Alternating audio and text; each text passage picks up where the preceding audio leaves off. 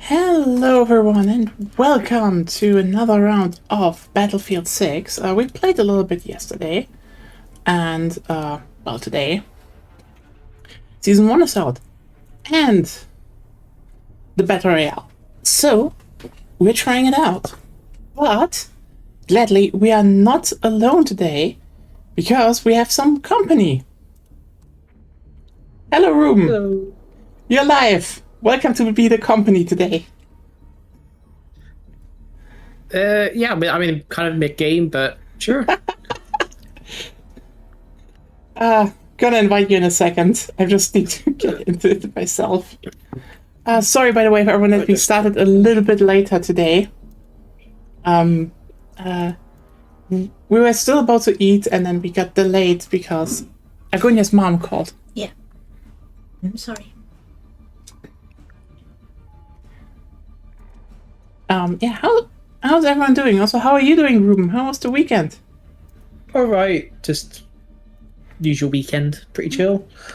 You guys You want to join? Shouldn't I technically?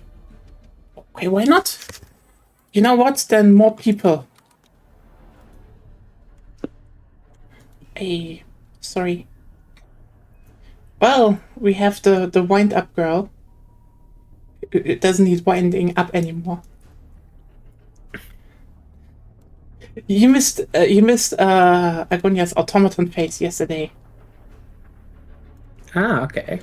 Yeah, so she's also with us now. No, basically, we had yesterday, she had a device on her arm that was constantly measuring her blood pressure. And I think... I mean, most phones do that nowadays, to be honest, as well. Not blood pressure, that's the pulse. Some do. Blood pulse, yeah. Yeah. I think some could do pressure, I think. But this one was like Maybe. this one really was like a device that, pumped air up. And so like a precise one that was just constantly taking the measurement of like, okay, this is your pulse now. Like every 15 minutes there was a measurement. And so, you know what's very funny about this? We did this because, sometimes this year she had these moments of just, how should you say, just collapsing, basically. Fainting? Oh, yeah, nearly fainting. Nearly fainting, yeah. Basically, the blood pressure gets so low suddenly that the heart is just trying to frantically pump blood. Yeah. Oh, And- okay. Maybe you need to be more stressed and have a higher I mean, that's the irony. Like, here's the thing: she landed in the hospital due to that, and even the hospital and the doctors were like, okay, no, you need to go to a specialist, and the specialist was like, yes, you have low blood pressure, but not too low, and we don't know. So yeah, here's a device. You come there, you get a device, and we measure that for 24 hours, and you document what you were doing, and we were like actually specifically trying to trigger the fucking thing because you know what the irony is?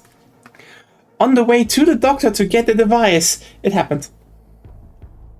Oh, she fainted. Nearly. No. But recovered, came back. But what happened? What happened next? Well, yeah, we were there and nothing happened for 24 hours. It's just, It literally was right the moment before we got the device. Oops. Yep. That's basically it. So you're feeling a bit better today, at least, maybe, or just... Yeah, it's generally not problematic, I would say. It's not a daily occurrence.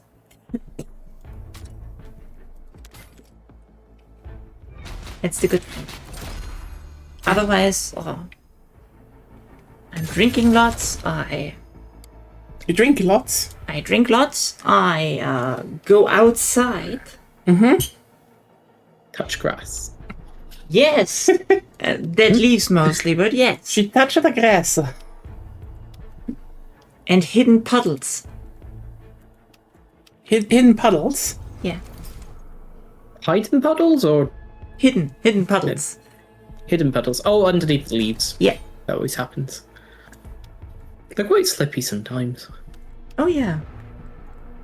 Just well, we have luckily enough climate change that now it won't breeze over the leaves. Then we have very slidey leaves. We normally Yeah. would have, but I mean, honestly, climate change, and also Hamburg is kind of in a different climate zone than where I'm from. I mean, let's just not forget, it's still very slippery. Actually, sometimes, like, Yeah. I walked and was like, oh, Yeah, but Hamburg is more, I guess, England from the climate zone. you More mean closer. wet? Yeah, more Yeah, wet. it's wet. Hamburg is relatively wet. Do you like wet? It's the question. I like wet.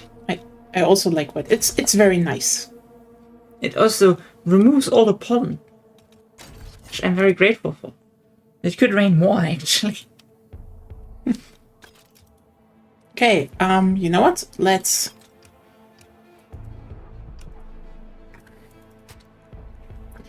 get you in this lobby. So, hey, Connor. Yeah, it definitely is Battlefield. Shockingly, a lot of people are playing Battlefield. I'm not seeing you, Room. Let me guess, he's I literally offline. sent an invite, but okay. Oh, okay, interesting. Inbox. There.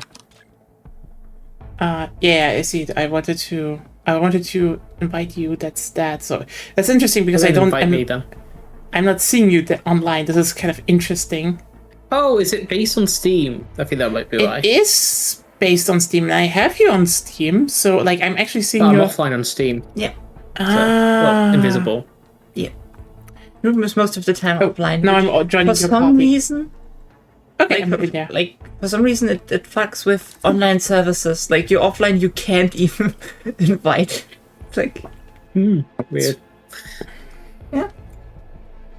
Is Gonya not wanting to join or? It I could don't run, have but she it. doesn't like Battlefield, and she doesn't oh, have she doesn't. it. Okay, fair enough. I didn't have it. Yeah. I mean, technically, you could join for the Battle Royale because it's free, but I don't know if you like that. Probably not. Yeah, that's the thing. By the way, do you I'm basically in here to provide some content and to not accidentally talk over Room. Because that would be. by the terrible. way, what did you select? Yeah, Blackwell Fields Conquest. Yeah, the new map. No, I just do Conquest mostly. Oh, I was like maybe the new map trying. I think I tried the new map. It's not bad. It's just I think it's kind of they do push you in a very small number of attack vectors. It's like you're only going in one direction. That's why I meant if we can just if we could do the first the new map because. I can if you want. Yeah, let's quit here and. I invite you then. This is why people are here. They want to see the new map. And the other one is coming later, and then. Oh, is it Blackwell Fields the name? Yeah, okay. Blackwell Fields is a new one, and then in November. There should be a playlist for that. Blackwell Fields Conquest is there. Okay. I guess we can also. Leader. There you go. Okay, let me. First, let's see. Do we have some new challenges? Battle Royale challenges. Great. What level are you? 37. How the heck did you get up? Okay. I played a little bit over the last. Streamer. Yeah. First of all, streamer. First of all, I'm gonna try and stream every Tuesday from now on, just to. Yeah. Well, I was spending a lot of time. I'm only level 14, I think. Or I'm 15. I am in awe at some of those missions because, like, apparently it's just weirdly organized than in 20. Okay, here's the thing. This is apparently the same structure as in 2042. 2042 had a better UI. Period. Like when it came to weekly missions, better UI. No questions asked here. But it's so we need to do battle royale. We can do that later, I guess. Oh, right. They don't just have a battle royale. They also have like this gauntlet mode. So I guess we have a bit of things to do. Deal damage to any vehicle. Why get multi kills in team death? Who this? Okay, why are the missions so ass in this title? They were fine in 2042. Why are they ass suddenly? The daily or weekly challenges. Just general. Just like the weekly challenges in the launch period and now. It's like, now it's okay, you need to play the Battle Royale and Gauntlet. Hate it, but okay. But then also like, you know, most stuff is fine. It's like repair vehicle health. I can do that. Deal damage any vehicle. I can do that. Get multi-kills in team death. I'm not playing team deathmatch. Why would I play team deathmatch? I guess, but it's still weird. Well, I don't know. It's to get you to play around, try different stuff. You know, but Got everybody running just the same few game modes. But I like playing Breakthrough and Conquest. Breakthrough and Conquest is good.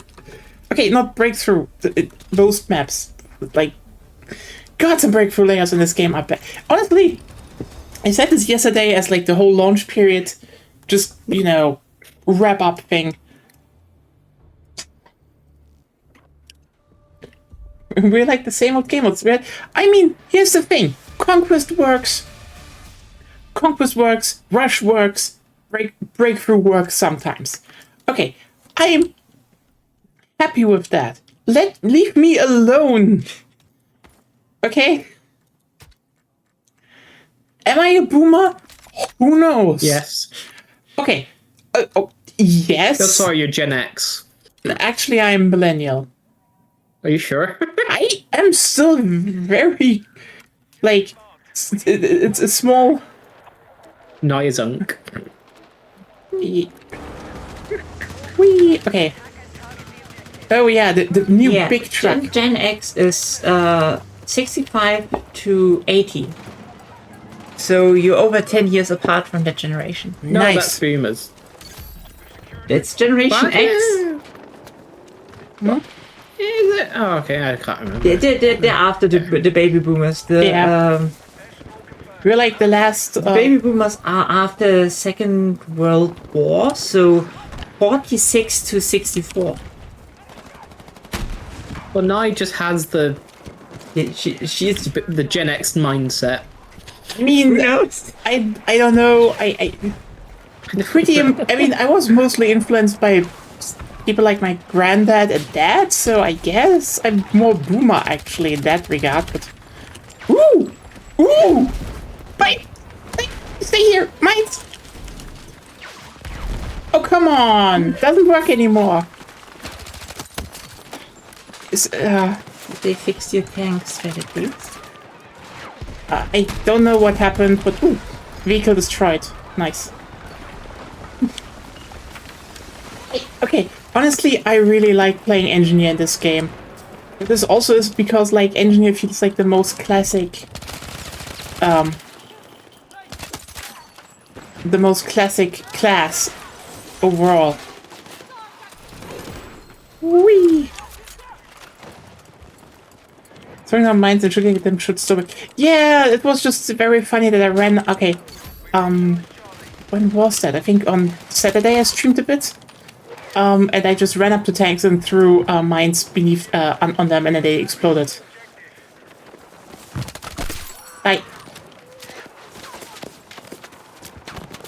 Honestly, I do think the map is fine so far. I mean, it's a bit open, but you know, people. Here's the thing: people wanted more open maps. There you go.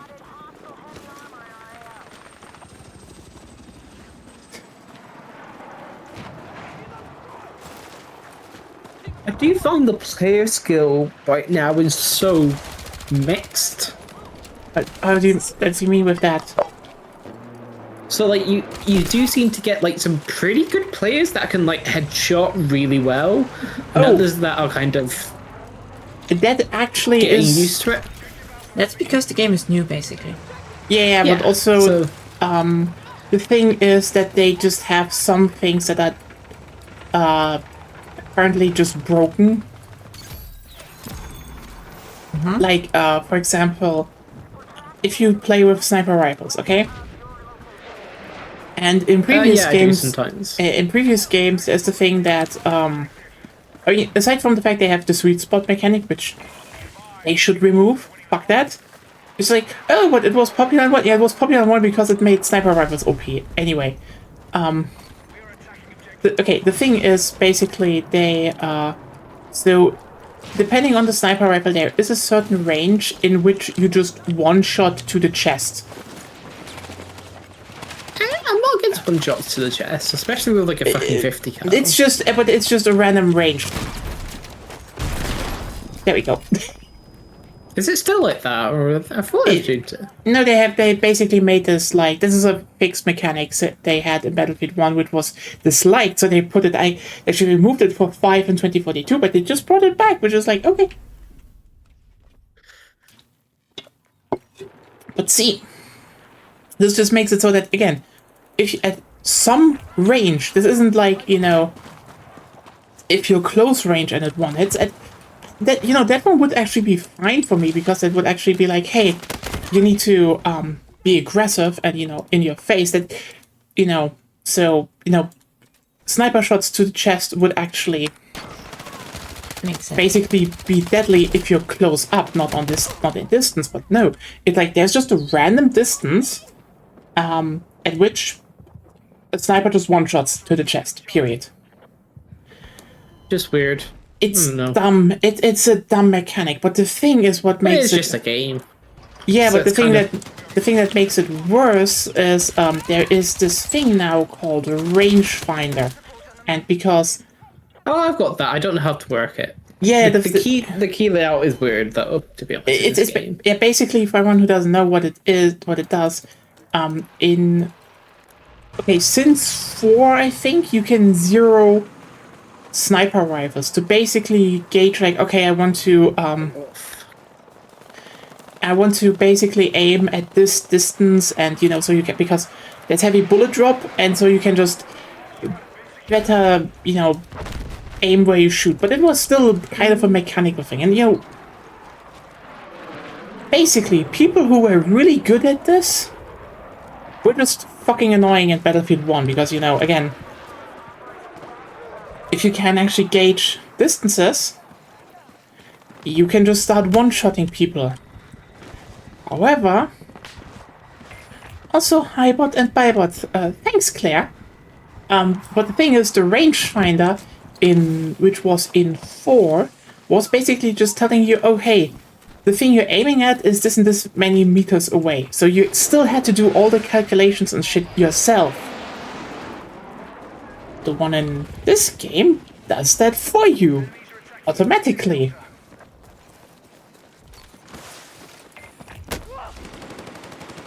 Which is definitely a good mechanic to have. But yeah, you know what? It's kind of interesting to play this map because it definitely plays way more like older maps. Ooh.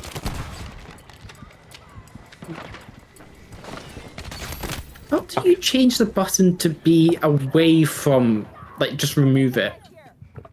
Remove it? What do you mean? So, like, I'm trying to bind the stupid keys, but there's one that's bound to, like, mouse 4, mouse 5 button.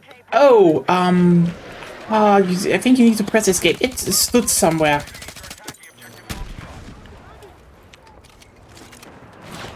Like, you can't replace it with something else, which is so fucking stupid.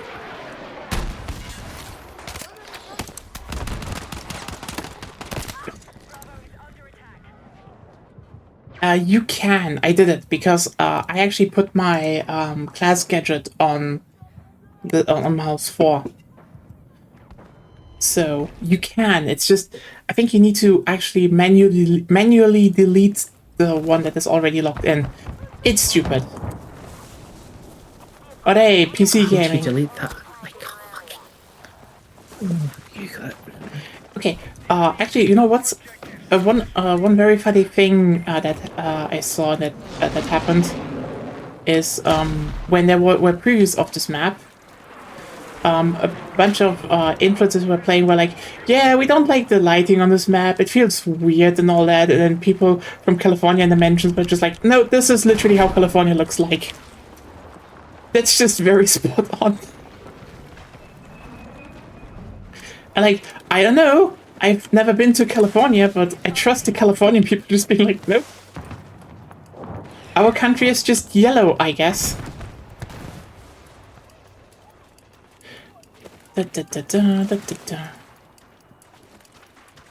Okay. I do like that they have a scrapyard again, though.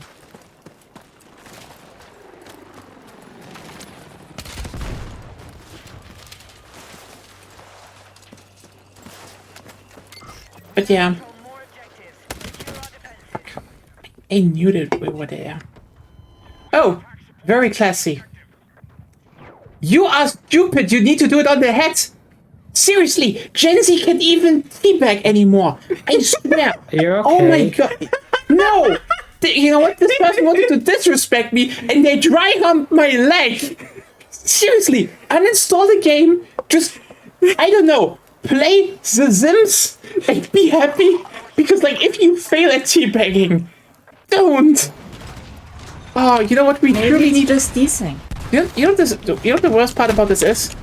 This really makes you think about the fact that we do need a new Halo game again that teaches people how to properly teabag. But then you realize, oh wait, all the Halo games are bad nowadays. Whee! Hey, I'm sorry, okay? I'm just like, there are some things people should just do correctly. And one of them is teabagging. You want to disrespect someone, do it correctly.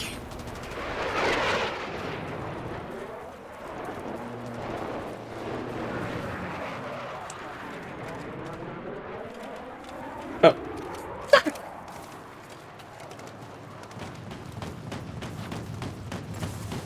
Yeah, get shot at. Let me repair. But yeah. Yeah, this is a slower map.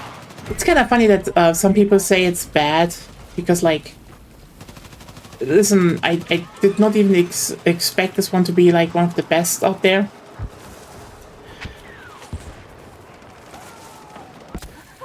But yeah, this is obviously one of those. Yep. One of those maps that will definitely make the map pool more enjoyable to play because there's more variety going on.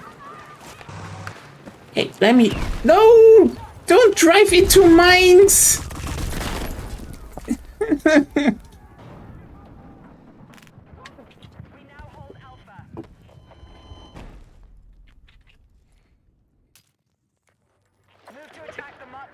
God.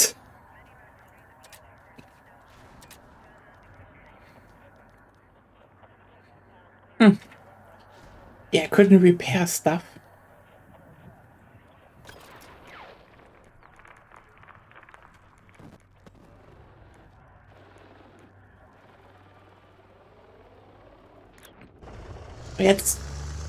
Let's get on with some of the heavy vehicles.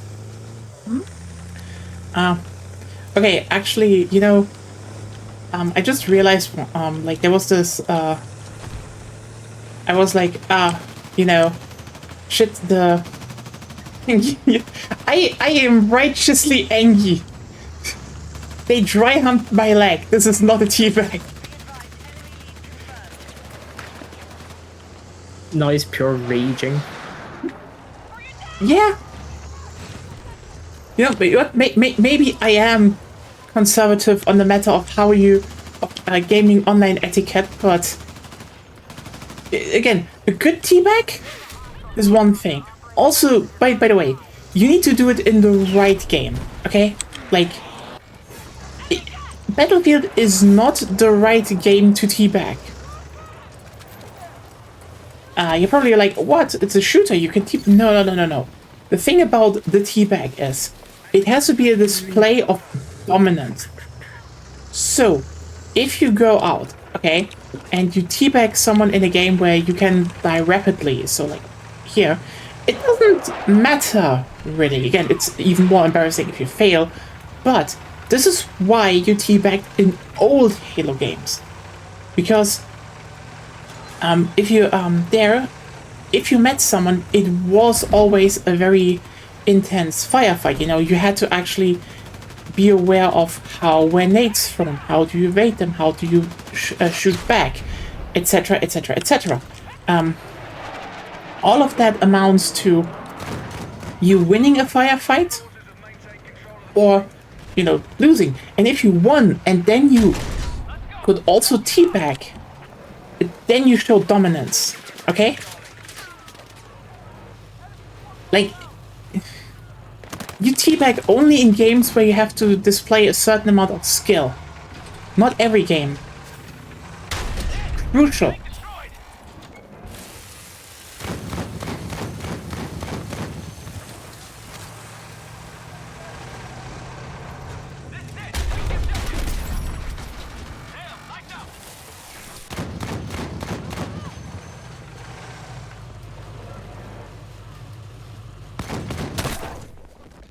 Ah! Fuck you, Bazinga! At least you're having fun. This is tank made of I mean, it's an IFV, so yeah, but... Yeah, this is always fun. Honestly, I do think people overestimate when, you know, are like, oh, you know... Yeah, you can get a little bit angry, but like, this is like... Emotions are part of enjoyment.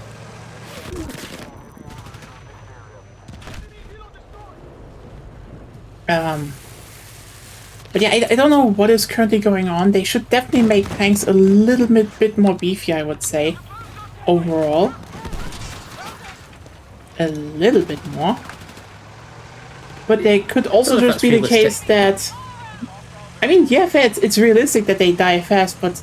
I mean, this is an arcade game. They could get a little bit more. But more realism.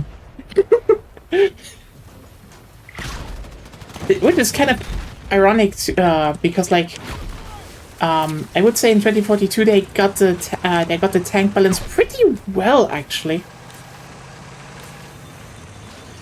I do feel though, I do feel the reason it is that way is quite literally. Stop driving away, you.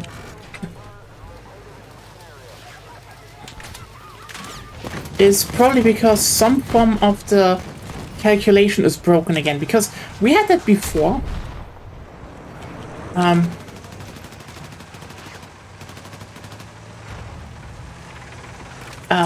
See, tanks in general vehicles in Battlefield since, I mean, even since Bad Company have damage zones. Okay, so you know you do less damage from the front, more damage from the side. The most damage if you hit it in the back, and also the same damage is also applied if you hit it from the top. So the best ways to deal with a tank is you need to hit them from the back or top. Now another crucial thing though, because I feel like this is probably going in the opposite direction of what it was before. The angle also matters. So if you're like, if you're hitting a tank from 90-degree angles to like the side or back, you're doing full damage. But if you're doing it at an, you know, if it's more angled, it does less damage. Now, in 4, I think it was the case. Yeah, 4 was just a mess of a game on a technical level. It literally was the case that if you wanted to, like if you hit something in the beginning of the game, at the start of the game, like when it launched, it was mostly always considered a grazing shot. So vehicles just became incredibly tanky. Which was quite annoying. Ooh.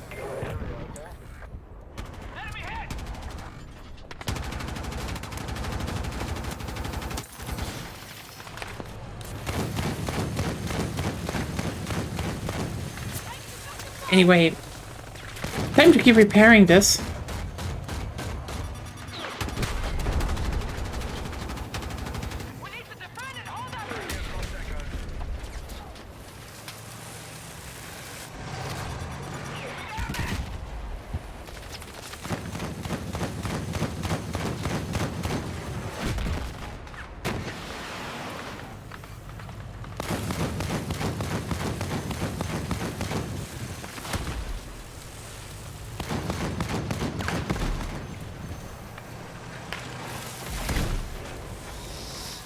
Okay, there the tank is gone.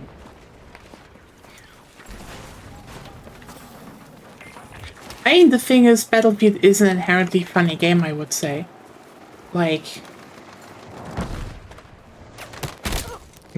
Fuck! I should have just shot earlier.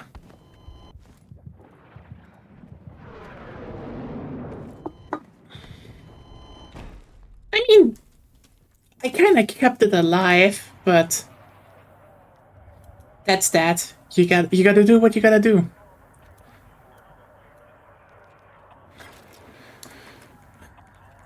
Let's see, we have... Ooh. If you want, if you can respawn on me, we can drive a bit more vehicle. You can do the turret. Whee! But yeah, I do think this map is gonna be a fine addition overall. It plays pretty fine. Just like, hey, oh, you have a bit more of an open... Fuck.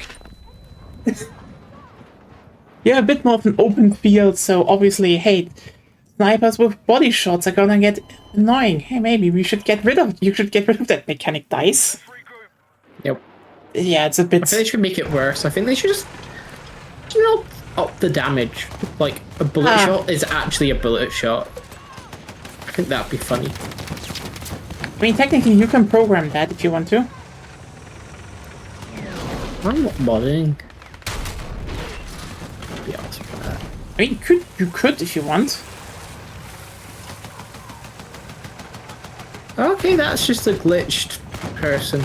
There are a couple glitches in the game.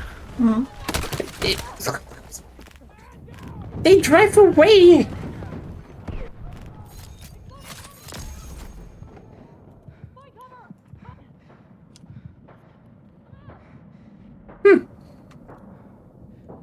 And it's even more annoying to try to snipe because you can't go around the sides, otherwise you exit the zone.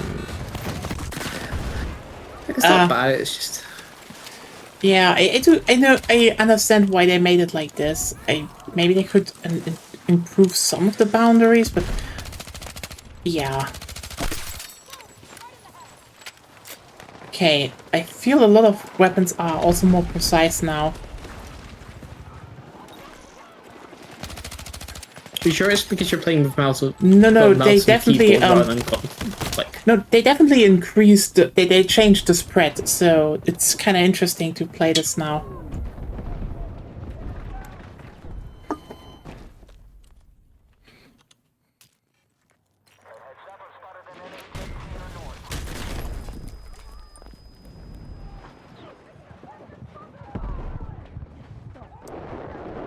You know what? This shouldn't be called Blackwell Fields.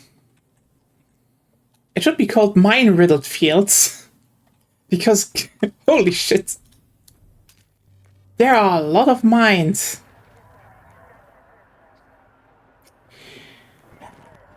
I should not... No, I'm not gonna get in the jet. No.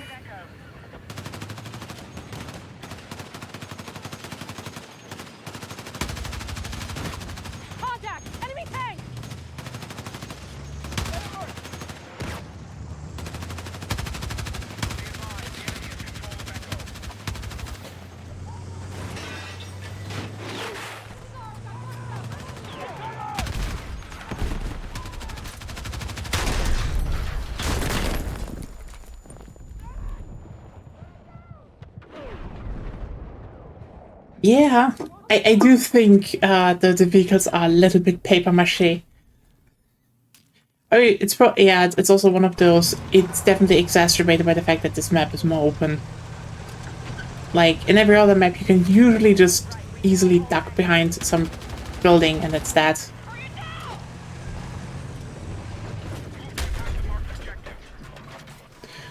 Also,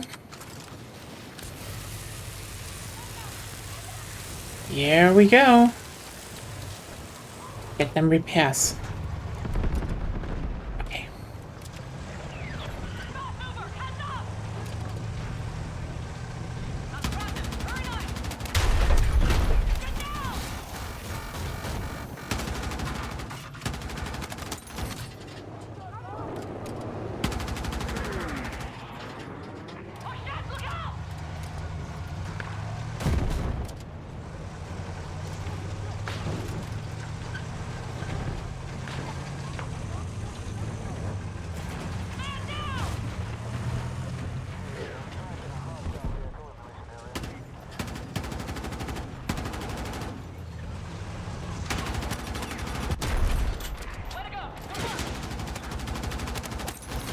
Okay.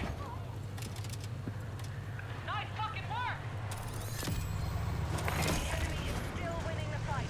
Hit back and take control. Hit! Take control! Where's that example, soldier?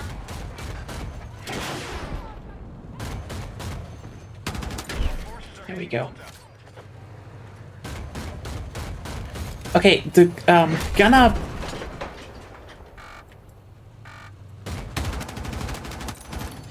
Yeah, okay, they definitely buffed the precision of the gunner's seat.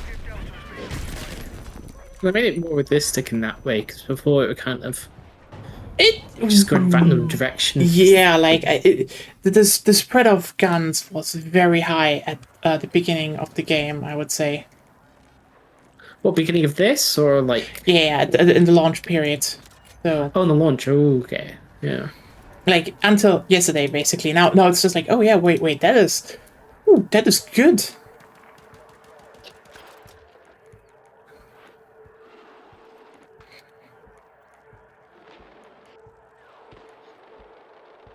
Yeah, the map is pretty fine, I would say. I do think I do agree though that probably the second map next month is going to be better and more liked.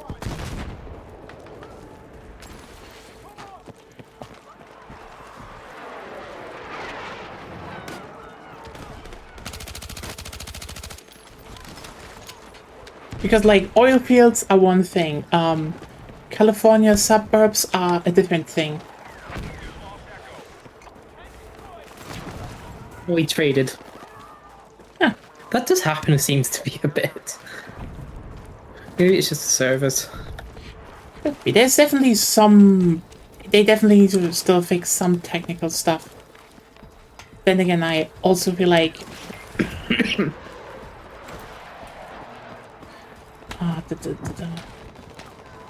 I mean, I said this yesterday, but like, I'm pretty sure that they did change how the classes are set up because of the Battle Royale mode.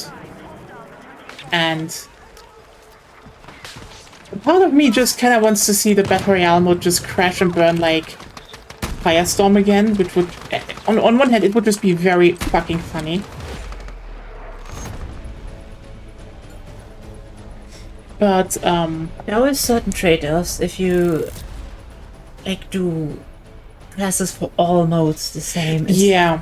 Especially when you have very different core things in the, Element? the core elements of the modes, yeah. So, like, this is why I would say, like, a lot of weird things actually have been happening. Oh, the UI. Hey UI. Ah, now stuff works again. Good. Okay.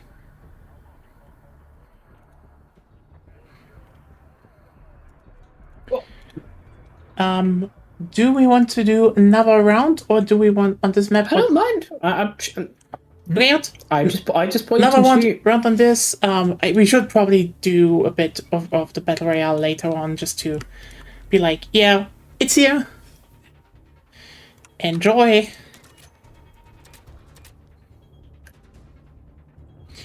Why the fuck does it want me to get killed with shotguns? Oh god, they're so bad.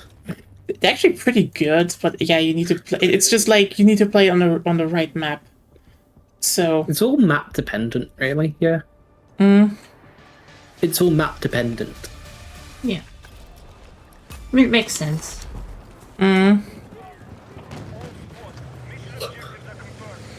give me. Oh. I should grab a tank. But yeah. Whee!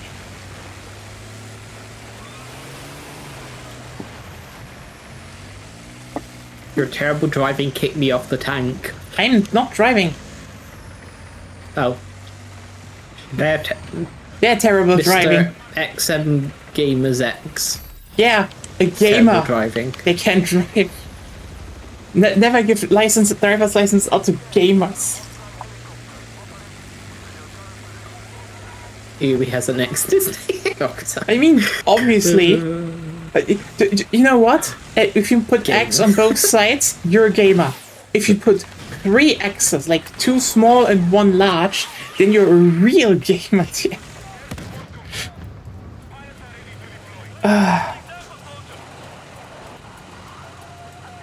You mean like XXX Hollow Ichigo 1993 XXX?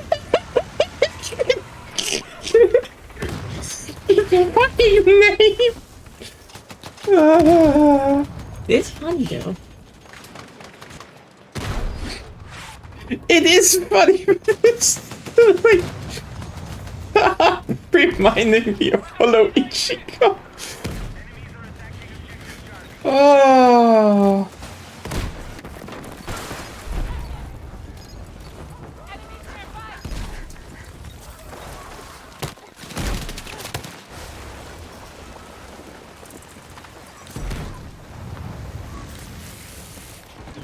That's where they are.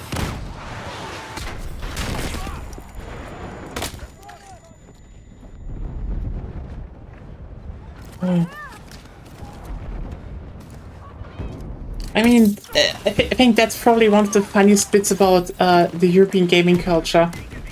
Like, let me put it like this. I feel like when it comes to discussion about anime, especially in the US, like, people will always default to, oh, like Dragon Ball. I feel like the only real anime that was really popular in America until maybe later to 2010s was Dragon Ball.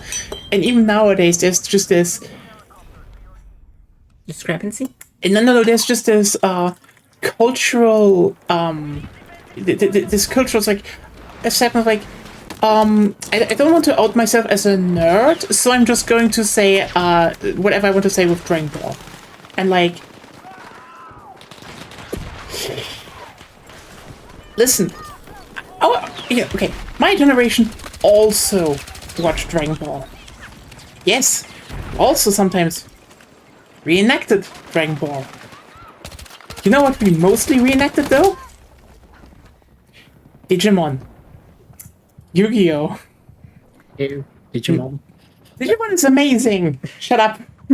You just got the worst version. Rip-off Pokemon. Tesco value Pokemon. Actually, Tesco value is too good for it. It's older than Pokemon. What testicle value? Tesco. Tesco value. It's like... Actually, it's more like Aldi value. Actually, Aldi is amazing value. Actually, no, it's not Aldi value. It's Aldi fruit value. God. You know what? I don't know what is going on in England with Aldi, but you're not really making bad arguments from a German view. No, I mean, the rest of the stuff Aldi is good for. But it's just their fruit, it always tends to be out of date super quickly and not the best value. Not the best So quality basically, either. they have very fresh fruit. No, they have old fruit. But yeah, I think intuitistic for this. yeah. The thing is, Yeah. though, Digimon is older. Digimon is an amazing show, but yeah, The Digimon is a very old thing, actually. yeah. But yeah, it's kind of hilarious because it's always one of those like, oh yeah, we you know, when we mention anime and especially in American regions, it's like, let's mention Dragon Ball, and they pretend as if like Dragon Ball is the show, and like, listen, a lot of people like my age group when we grew up, yeah, we knew Dragon Ball. This wasn't the main thing. Well, to be fair, Dragon Ball Z came, globally speaking, very late to Germany. Fair point. Only like in the 2000s, really. 2001, I think. Yeah. 2001 could be, yeah. But I mean, we knew it before. It was there. Dragon Ball, yes. Dragon Ball Z, no. Yeah. But it's still kind of funny to think about, like, how's it called? That's, you know, but even then I see in online discussion that even Germans are like, oh yeah, Dragon Ball. I'm like, listen, I know when this came out, I know when we all watched it, and I know that we all did hand signs and we pretended to be ninjas. So what is your goddamn problem? Why do you think a Kamehameha is less cringe than making hand signs? No, it's all just cringe. Yeah, but it's fun cringe. I'm just like, why are people embarrassed of one cringe but not the other? And then it's like, oh yeah, hey, this cringe is fine because the Americans don't have a problem with it, and they're like,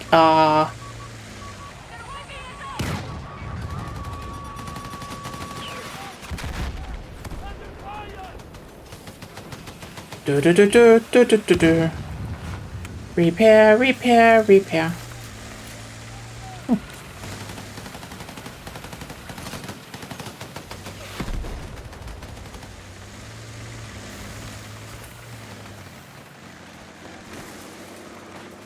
But yeah, I do think they should clean up the classes a little bit though, because I do think they changed them for the Battle Royale, and it's like, you know, when something in a game works but it's not as tight as it could be, that's what we're having here. Like, yes, everything is there, everything kind of works, it's just not... What's a good word for it? Offbeat. I don't know. I'd say when it comes to that, Sakurai actually used a good word to describe melee. Sharp. Sharp is probably the best word. It's not as sharp.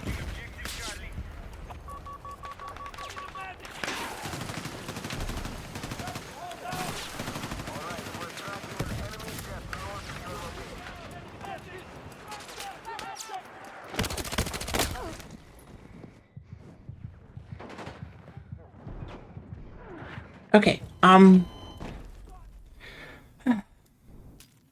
okay, actually, now I do wonder how much the, how's it called?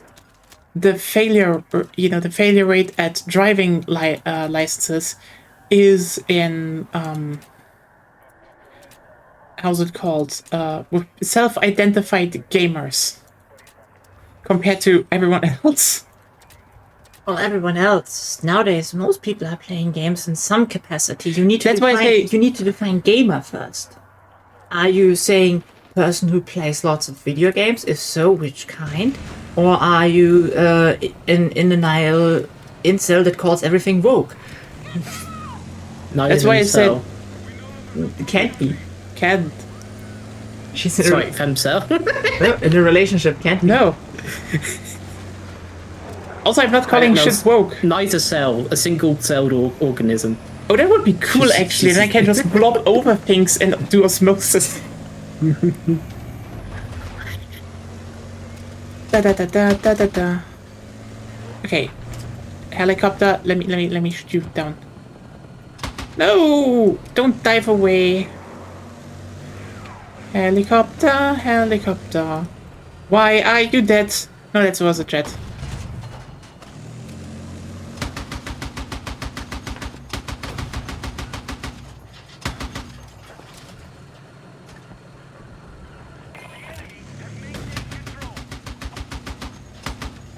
I hate how the scopes at the beginning are shit. Like, really shit. Like, It depends, I would say, they've got but... it 10 times. Well, for the sniper at least, I mean. Ah.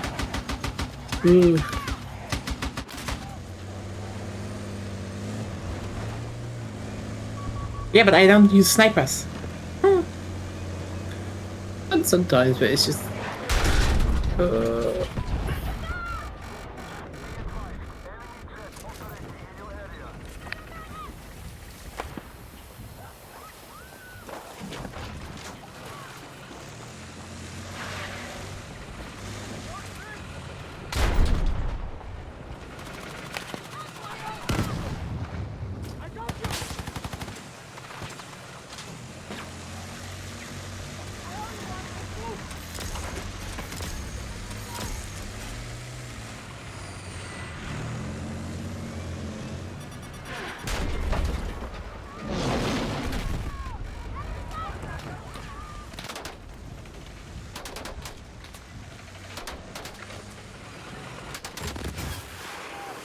Anyone repairing? No. Why don't I can't prepare, so...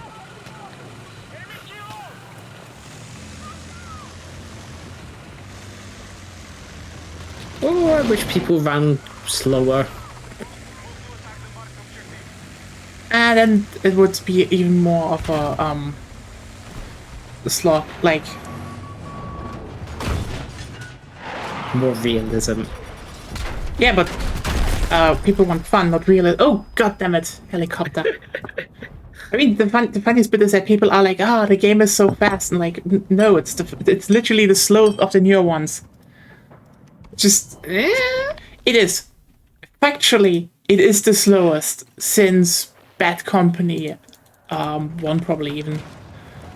Like, literally, like, it has the slowest movement speed in the whole modern series. Doesn't feel like it, but... It is. Sure. Like, it's so funny when people say, oh, they want the game to be like Battlefield 4, and then like, yeah, Battlefield 4 was faster and had stuff like air strafing, so what do you want actually? Because you don't want that. I think you say you want. Curious. No, I just said feel, not want. Yeah. I think he was referencing to I think another group of people. yeah. Clint Westwood. Oh. Long lost cousin.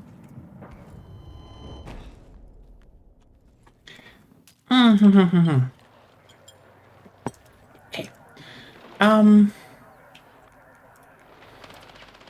Actually, I think we just unlocked actually the new carbine. So let's, take that for a swing. I'd say. Oh, which one? Is that the... The Scar. Oh, cool. I mean, there's a Scar assault rifle and now a Scar, which is still more ironic that they're like doing this.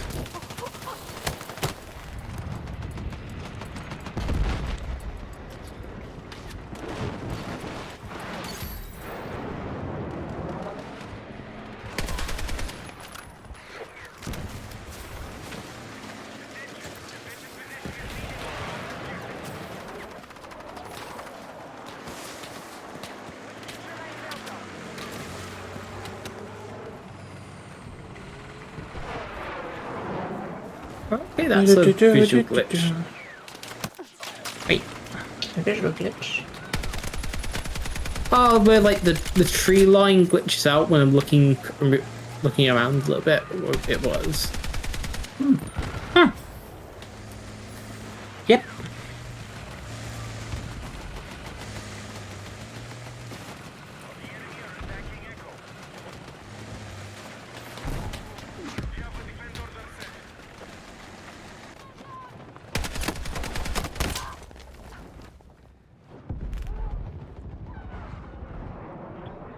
I'm starting to dislike Clint Westwood. Why? He shot me again, even though I shot him. I owe you one.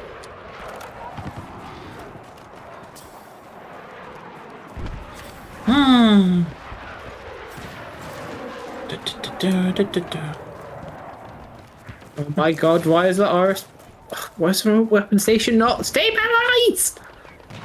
What?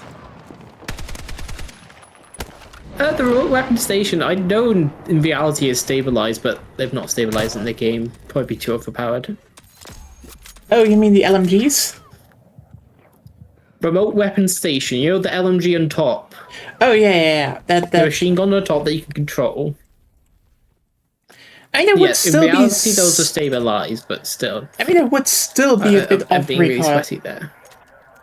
It would still be a little bit of recoil overall, I would say. Because, like, Yeah, but guns not are. as much. I mean, it's a caliber 50 gun. There will be something. It's not like they're like, oh yeah, you can just fire away because it's on the stick now. Like, Caliber 50 does boom. Heavy damage. Yeah, but it's damage light. I'm just being bitter. Old man yells at cloud. You're not that old. Do you want to be, though? It's a vibe. It was. Just shut up.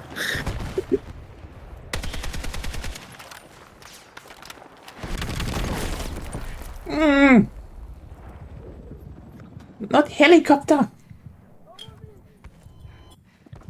Jeez. Better helicopter than a Hubschrauber. God, I wish they had Hubschraubers. Thank you, die. No! Oh. Fuck, I got shot in the chat. You know, this is the bullshit I'm talking about. They shouldn't be able to do that.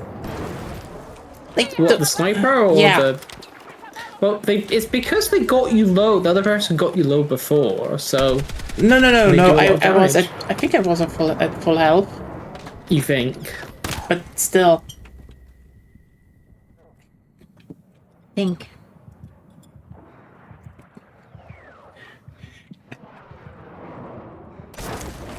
Thanks. Thank you. Okay. So.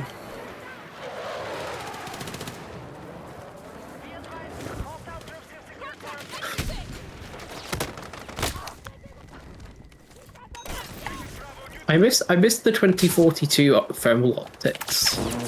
It was so nice. I know you get thermal optics later in like Probably. I mean, a it research wouldn't. tree, but It wouldn't still. surprise me if they came back. Like. No, they are in. They're in the game. Oh. You just have to research them, and it takes a while. So you have to play the gun for a while, Oh. basically. Okay. I didn't know that. I mean, that's just the thing. I don't really care for thermals. That's just a personal thing, though. He in the Leopard 4.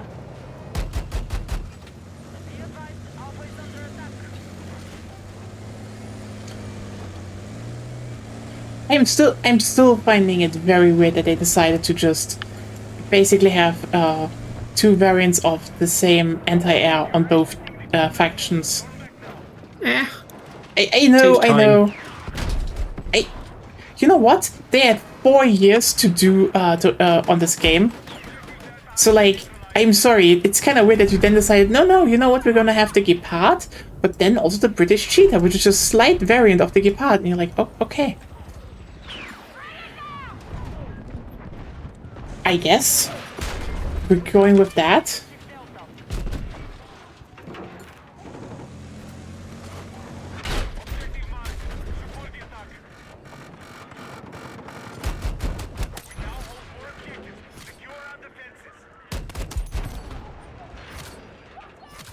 I guess that's a decision.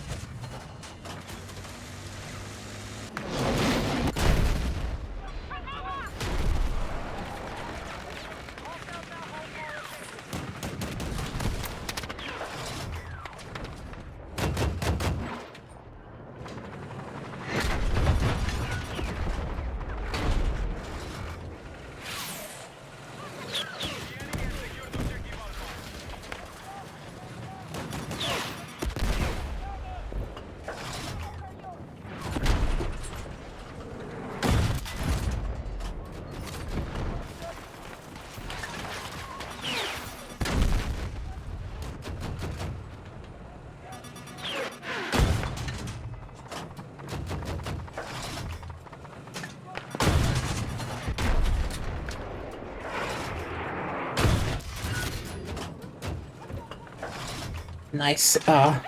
Doing some tanking action here. Whee.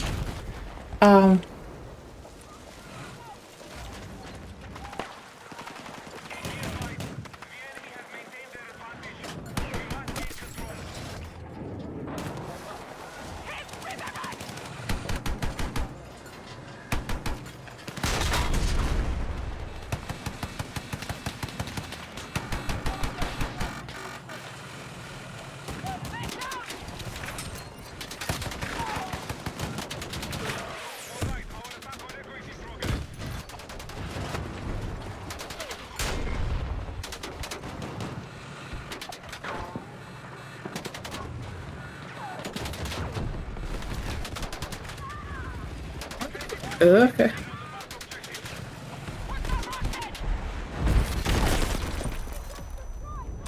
Oh, Okay. Die after shooting at like 3 times. It worked out. It worked out.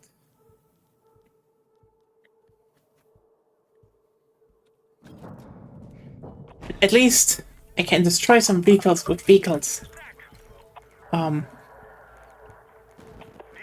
hostiles still control more objectives.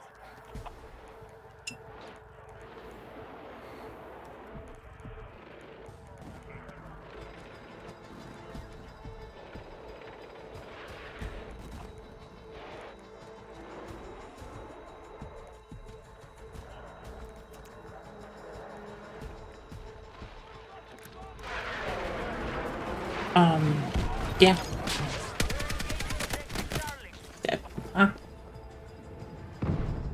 But I just find it a bit weird because, like, you know, they have a Bradley in the game. There's the M6 linebacker. It's an anti-air of the USA. You could have just put that in the game, but I guess not. Well, the fire rate's completely different. Yeah, but but they could just fudge it. Actually, no, there are good ones. There's like, what? I can't remember which. I mean, the thing is, striker. There's strikers with like minigun. Well, yeah. 20mm like miniguns on them. Okay. So, yeah, hey, there are options out there. So it's weird. Yeah. You know what? If you put in the striker, you could also put in the LAV as an IFV in that, but then you could also make amphibious landings, but for some reason they didn't want to do that again, even though the LAV and striker were like the main thing in 2, 3, 4.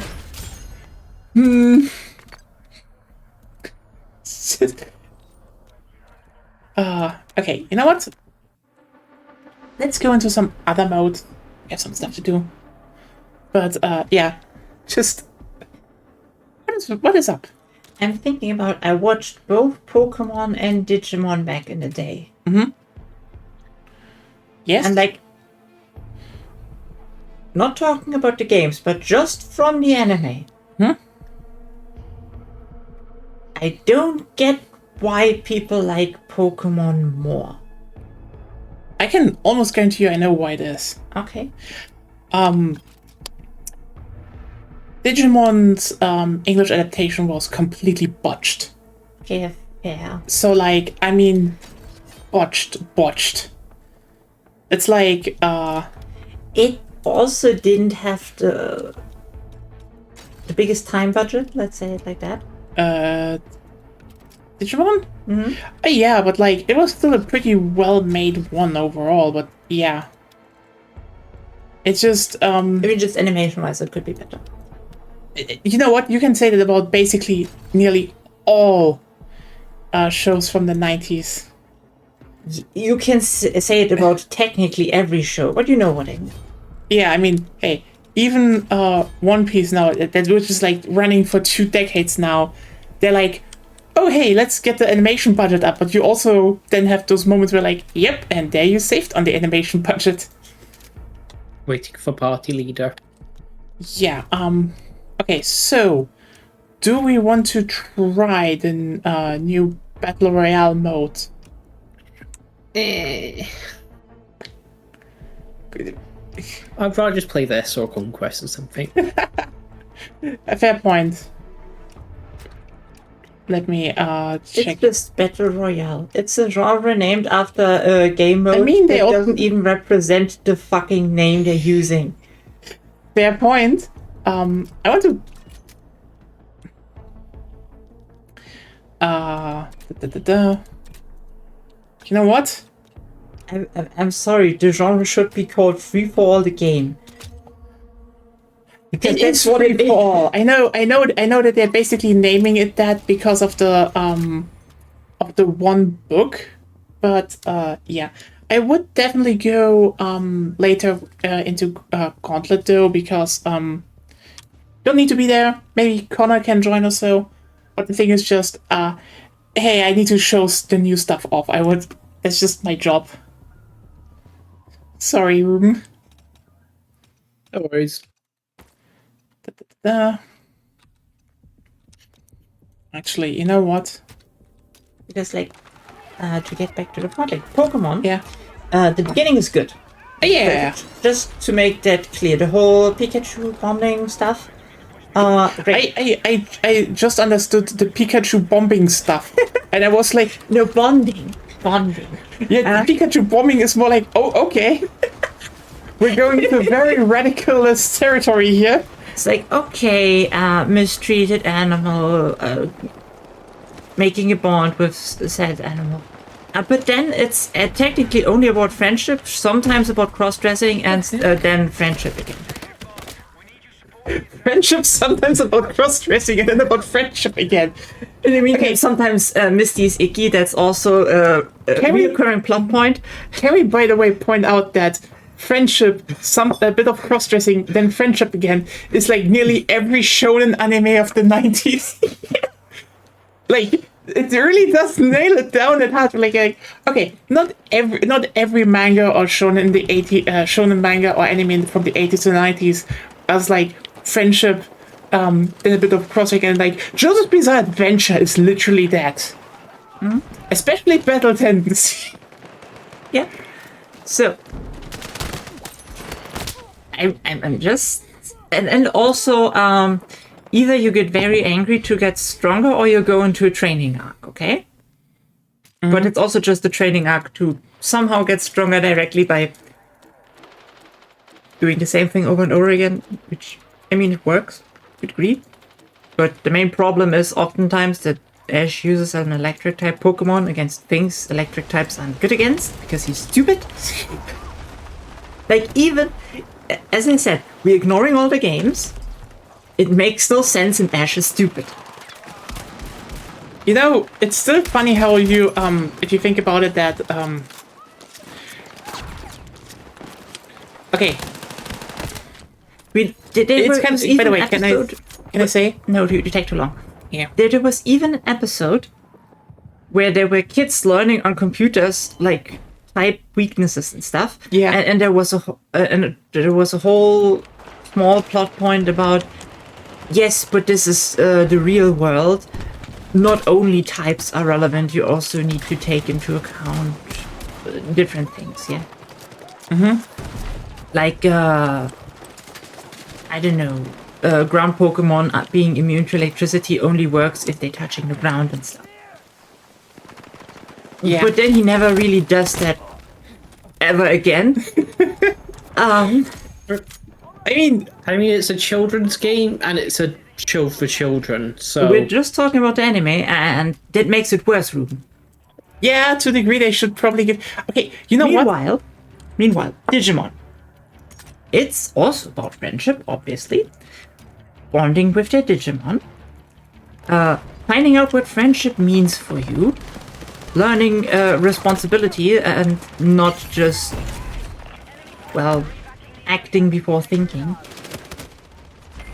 Overcoming insecurities. Depression. Digimon is a coming-of-age story, but also they're, monster pets.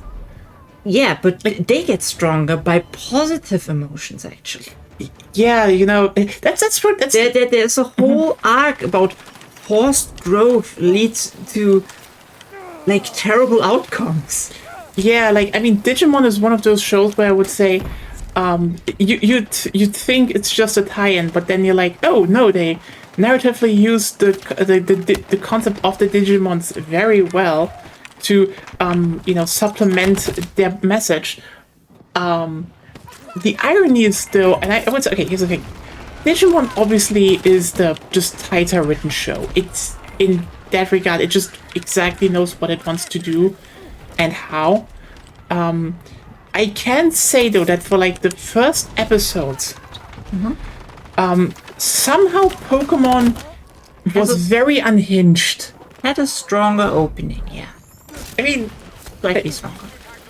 okay, I would say probably from a narrative sense, Digimon was also the stronger opening. But again, I would say Pokemon is just a lot funnier because it's let me put it like this. Pokemon is an adventure story, but all the shit Ash is dealing with. Yeah, it's like a 10-year-old in a post-apocalypse that doesn't know it's a post-apocalypse. Not only that, just like his problems are so mundane and people are weird. And he's an idiot. So he's just not making the situation better. Like, keep in mind, Misty just tags along because he crashes her bike. Yeah. She's just like, yeah, fuck you. And his name is Brock in English, right? Brooke, I think, yeah. No, Yeah. Brock is Yohoho. No, he's also called Brooke. Okay. But okay, do you want to know how he's called in German? No. Aww. Sorry.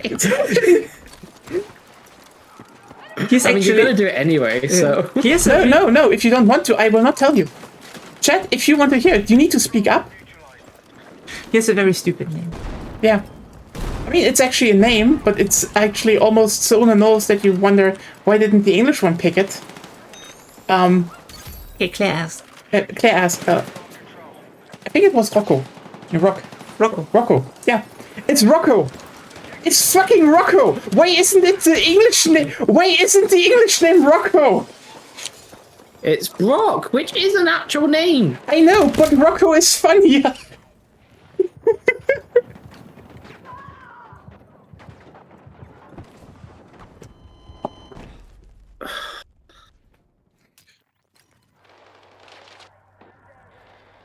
Interesting, his Japanese name is Takeshi.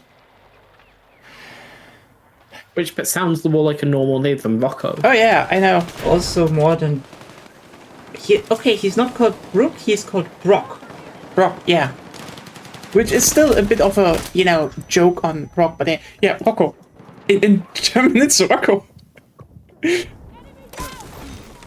It's just very fucking funny. But for all the things like mentioned, except for the whole name shenanigans, I'm confused by why there is this sentiments of Digimon being worse than Pokemon. Because as you said, Again, the English version of Digimon sucks a lot. I mean that's fair, but that's because like most Not all the dubs- world speaks German. No. Most languages The speak. thing is, Ruben. The English version was cut. It was literally censored. They just cut shit out and reworded stuff. We While were lucky in Germany that our dub was okay at least. ours is just uncensored. Yeah, and pretty good quality. So Yeah, we were lucky. we're General rule of thumb: dubs are shit no matter which language. Oh yeah. Not I mean, always. you could. Pretty Okay, much here's the thing. always. You can technically make good dubs, and I would generally say there are good dubs, but making good dubs requires basically you need people to double check meaning, you need to adapt things, and you need to, by the way, you need to actually have good recording and really good voice actors. And here's the thing. There are, and I need to point this out, fantastic voice actors in the English sphere or or even Germany. Especially when you look at some voice acting with video games, I would say some voice actors knock it out of the park with some of the characters. The thing is just, when you then have there was this video we saw side by side with an English dub and because they had so many voice actors and comparison roles. And with some, you really heard yeah, these people can have a wide range and really good voice acting. And then but the majority of them just sounded like they're doing some YouTube abridged shit. And I don't know. I mean, just For example, let's look at Bleach. Bleach has a dub. It exists. It exists. Not only is it terrible, they fucked up Rukia's whole character with the dub. Yeah, it's complete. Like, just so you know, the reason why Rukia is like literally top 10 anime girls of all time is the fact. It's not only the fact because she's kind of tough and cute. The thing is, she speaks like an old man. That's her whole thing. Her whole speech pattern in Japanese is very, very weird. And when you listen to the Japanese dub, you hear that it's like, yeah, that's just a very odd way for just... Which is something they could have integrated into the English dub, for example. But in the English dub or the German dub, she's just a normal girl. And, I'm sorry, that's just like such a major blunder. Because, like, I'm sorry, like, listen, how an old man sounds in a language can be very, like, very varied, okay? But, like, the sentiment is make her sound like an old guy.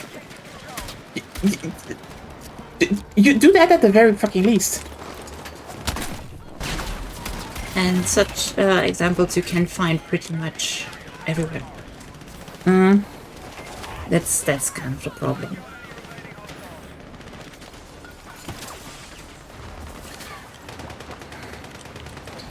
But then also there's this thing that I'd say, which is probably the big reason why a lot of voice acting, especially in English, sounds not that good, is the style. Like, here's the thing. If you voice act, especially anime, okay, animation, you imagine video games, anime, not animation in general. anime, yeah, you want to overact to a degree because it's a play. You want to have some very distinct expressions. That's why, by the way, everyone says, no one talks like anime characters in Japan because it's acting. It's overacting to a degree. Meanwhile, It's theater, basically. What? It's theater, basically. Yeah, theater. Meanwhile, a lot of especially English voice acting tries to be normal, grounded. Like a TV show, basically. Are you sure? A lot. From the style? From the style, yes. From the style, yes. They try to speak more normal, and that's like, for example, that's also the thing when you then compare. It is the case. A lot of them do that because, like, if you, for example, compare female voices, okay, a lot of Japanese, there's the bubblegum voice, which is, let's just be clear here. You can anime dub voice is real. Listen. Anime dub voice is real, but it's not in the same style as the Japanese dub. As in overacting. It's more like a lot of people try to do realistic stuff, but then also just a lot of people just They still have the sound more like YouTube abridged videos, which is that's weird. because they still have the over-the-top base material to work with. Yeah, so there's just a weird dissonance coming up a lot of times. But yeah, there's just also stuff like, the whole, really bubblegum chirpy voice a lot of, girls in anime just have, which is, listen, it can be annoying. I get it. But it's like one of those, listen, we're signifying something with this character that she's usually a fucking asshole. Usually. Or insecure, she tries to be overly cute, etc., etc., etc. Stuff like that. And a lot of those voices just get normalized the fuck in dubs. And that's just like in German and in English. And to a degree, you'll be like, to a degree, this is done just because, like, oh, no one likes that anyway. And, like, that's a weird judgment to do. Just saying it like it is, Mm-hmm. It's, on a personal level, weird judgment to do. Yeah, but those dub adaptations always have this problem. That's the same with, like, for example, the Castlevania anime. It's an English one. Oh yeah, they're really good. So English is the original. The Japanese dub is worse. Yeah. Actually, look, we actually listened into it, and it's like, no, the English one is just I watch better. both. Yeah, we watch both. It's like, I would generally say the Japanese stuff is worse. So this goes both ways, ironically. I haven't tried Avatar: The Last Airbender in Japanese yet. I think some voices are pretty good, but that's like one of those, let me put it like this. They have a lot more infrastructure to train good voice actors, I know. Yeah. But so usually the Japanese dub, if it's not original, is not as atrocious, but still.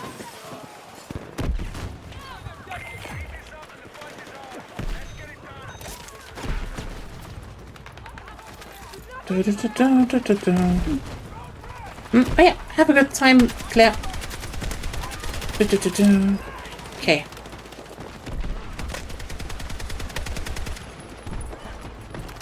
Ah. There we go.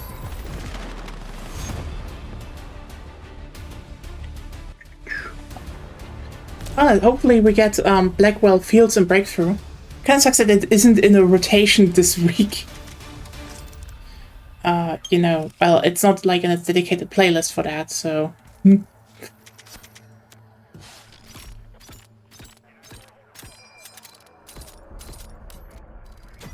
Oh, nice. I finally unlocked the M1911 next level. Whee!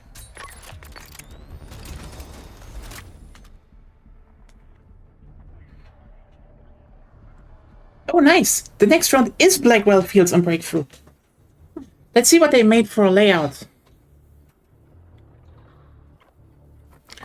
Ah. And it's... Do my eyes deceive me?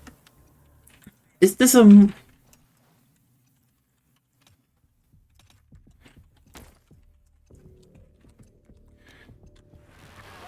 Did they do it?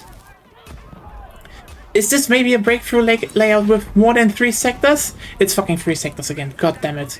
Why do they keep making 3 sector breakthrough layouts? What the fuck? And it's like, oh yeah, it's your big map. Okay, we funnel everyone into 1 point, not 2, and no vehicles. What?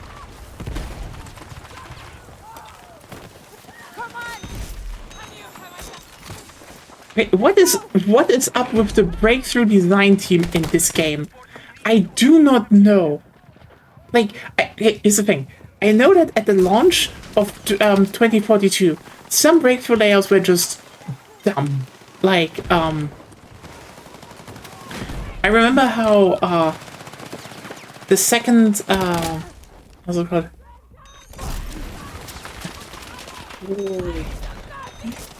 I remember how the second sector of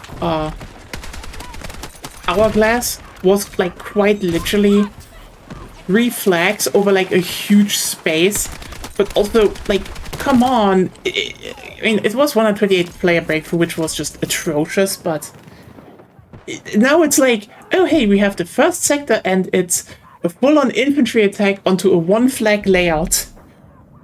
Why? At some point, you need to question why do you keep doing that? Wait, do you like there's space over here? Just give us some tanks? And like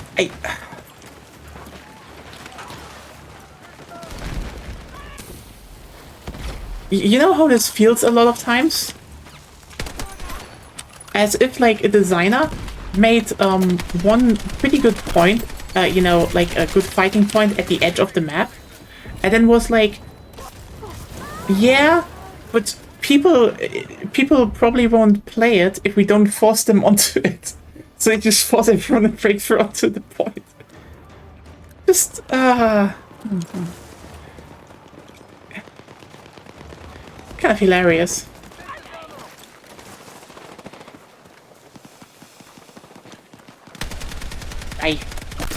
Ooh. That was a very lucky headshot.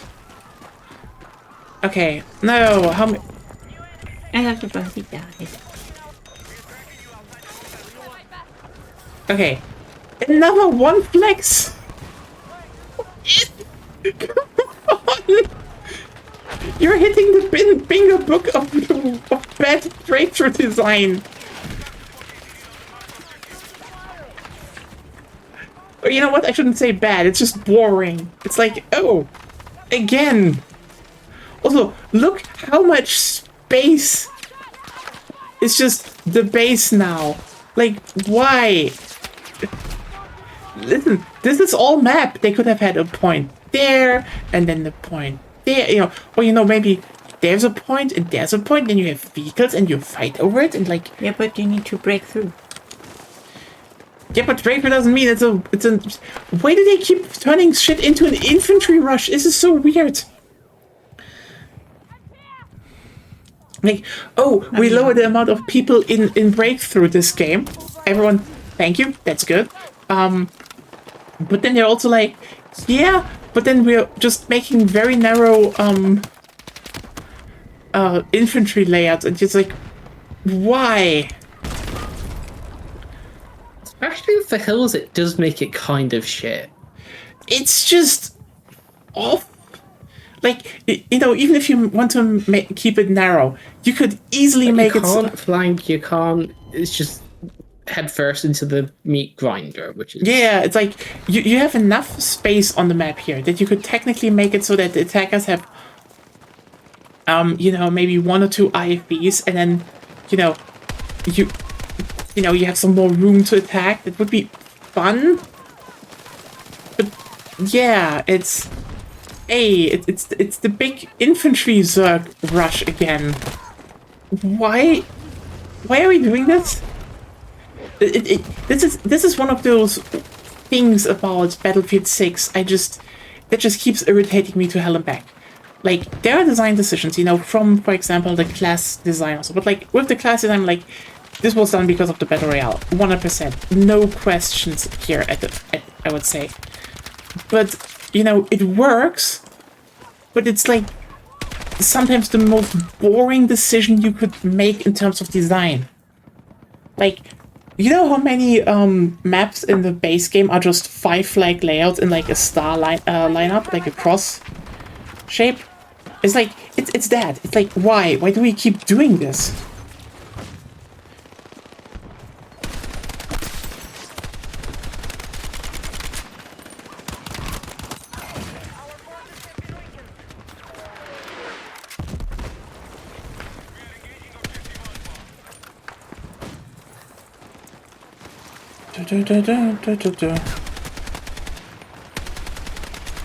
Also, about the whole that the English voice actor sphere has a bit of a forced style thingy. That's a thing that is known throughout the industry. Like, people inside of it are talking about it. Yeah, at least we heard that from some of them. But yeah. Yeah. But yeah, it's just something where I'm like, I would say just most dubs of shows are just... That's not the point. Yeah. Because it's a style that's hard to pull off in general. And that's why people are getting praised for it and rehired for it. It's a bit self-enforcing. Yeah, if you're like saying, oh, this is great, and we hire people due to that, and then, you know, people try to do it, and then, you know, they keep redoing it. Plus, it's something that's... Well, it's very subtle, and you kind of need to know the voice actor for it, who really appreciate it, apparently. Which is why I don't really appreciate it most of the time. I'm sure there's shows where it works really well. Yeah, But anime, as we already talked about, doesn't really work with that style. yeah. Also, did you know that Ash Ketchum by now has nearly 100 Pokemon? Yeah, I mean, they made a whole joke episode in Sun and Moon about that. If you remember. Yeah. Wait, can we just say for one thing, they're spicy. The final sector is actually 3 flags. Who? Yeah, and we get the defenders even have a tank. We get nothing. Okay, an armored vehicle. What is this design? Hey, what?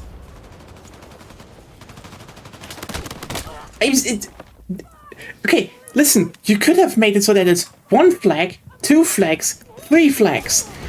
But what? Oh no, we have a tank. Shit, there are vehicles on this map in Breakthrough. After all, again, why do they keep doing this in this game? Like, it's not that it doesn't work, it's just odd. It's just the oddest layout, you know? So, like, the second sector was... Also, you could easily have 4 sectors in this map, but no.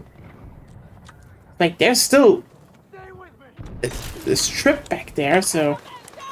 Thank you so much. You're a lifesaver.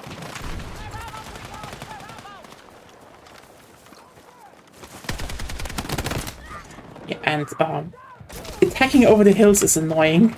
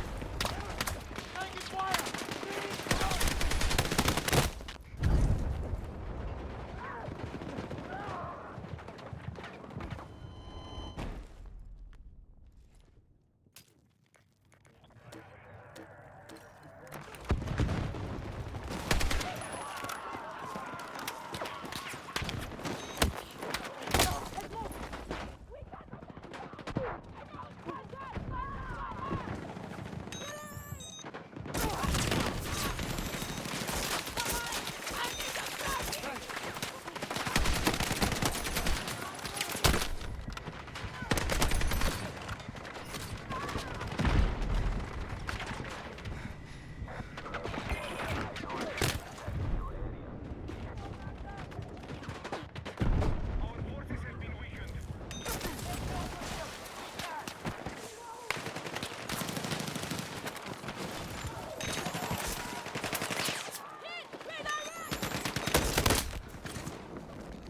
Damn.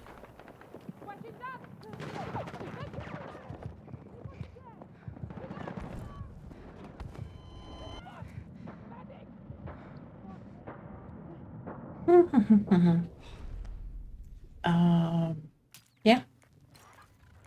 By the way, how have you been experiencing Battlefield so far, Ruben? Haven't... It's not too bad. It's just. It just- is just a little fast to what I'm used to. Which is I'm weird. maybe just more used to slower games, to be honest, probably. I think, honestly, the big problem they have is still that the time to death is still off. As in, like, you...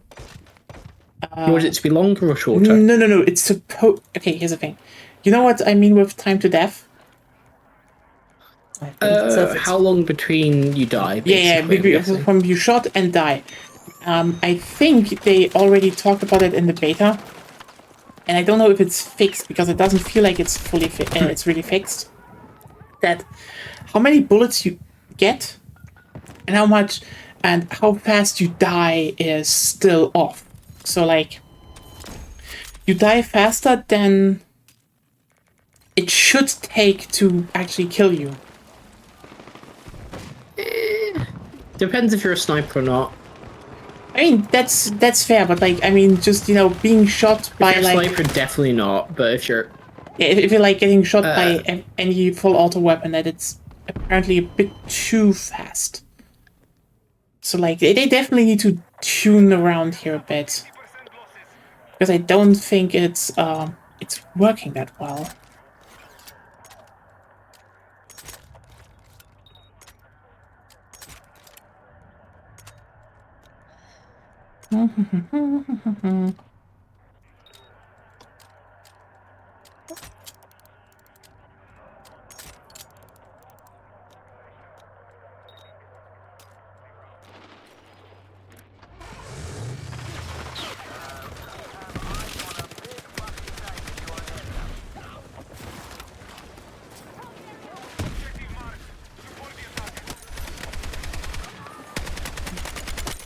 Yeah, I do think the game has some pretty good aspects, but it's sometimes just weird in design and It just seems it's a little bit of final touches, I guess. They need to yeah, it's just such a off.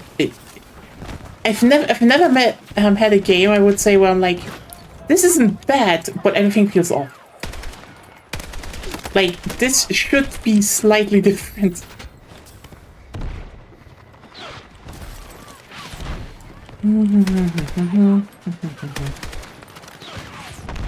I do appreciate some aspects though, like for example, you can actually finally use magnified scopes really well.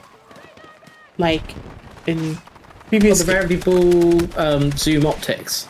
yeah, like I think the time I'm actually using ×2 optics now at times because like they're actually working. They're good. Meanwhile, you didn't do that in previous games and like ×2, ×3, ×4 optics. You just didn't use them, and then yeah, and now it's like, oh yeah, you can actually they're not weirdly bouncing around. You can actually go and shoot someone at range, and that's kind of nice, I would say. But also the fact that if you now have actually a gun leveled relatively far, there's just a part that you can basically be like, oh hey, you know what? It might be better to just not run a scope.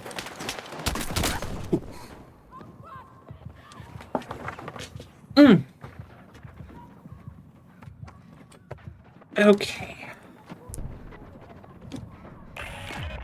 And it's like, honestly, that's pretty good. Like, I think there's a lot of stuff in this game you can like, but then there's just like the off shit. Like, oh yeah, first 2 sectors, it's just one flag infantry zergs. Like, why though? Why?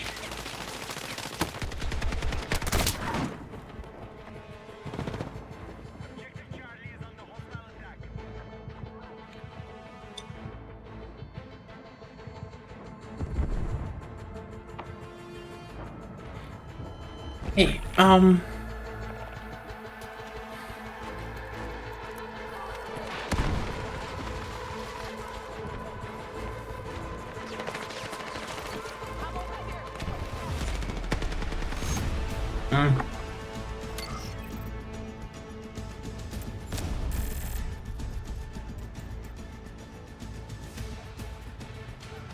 God, which map actually has more than 3 sectors in Breakthrough? That's just so rare.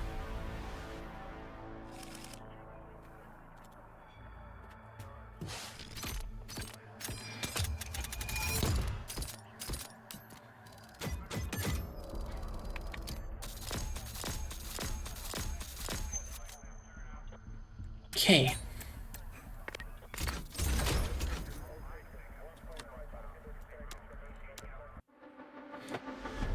So, still having an hour left. Oh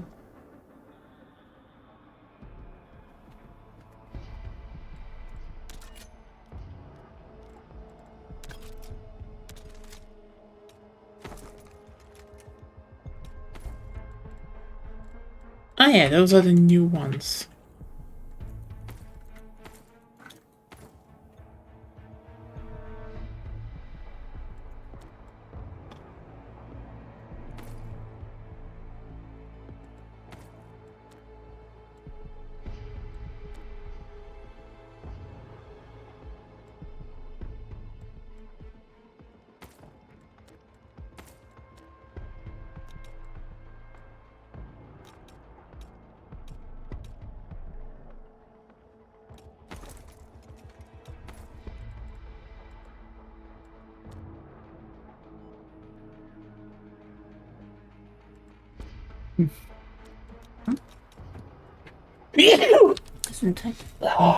That's true. Thank you. Oh, that was annoying. Okay, so, do we want to go in for some rounds of the gauntlet mode? Sure. Because that's the this objective based one in the Battle Royale section. Like, it's not Battle Royale, it's more like you're in a team against a bunch of other teams, and then it's like, do objectives. You mean fixed teams? It's fixed teams. Yeah. So you mean a battle royale? No, it's Fixed teams is a battle royale. I'm sorry. fair point. That actually is a battle royale. You're right. Yeah, actually, that's actually interesting considering now in this one you only can play in fixed teams. So Yeah, fixed teams only was originally called battle royale.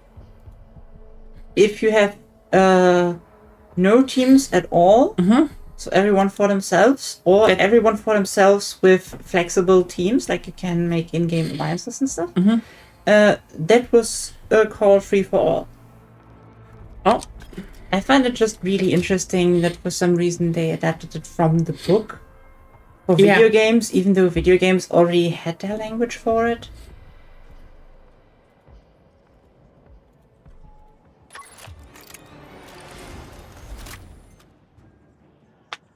Just seems, I know it's nitpicky, but it seems culturally insensitive actually. I mean, I don't know. Technically it is, because gaming is a culture. Not I mean, like, also not like this is more tradition of knighthood. So, it's like yes and no. No, this was legitimately like a thing, because they were like the battle royale. This is why it's called the battle royale. Was literally a thing in at night tournaments. That's like that's where it came from. I'm not sure, but whether you're right or not doesn't change the fact that it was something in gaming specifically.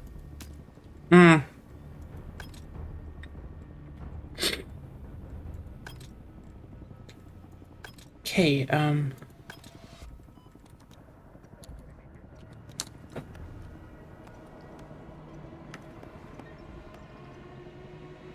You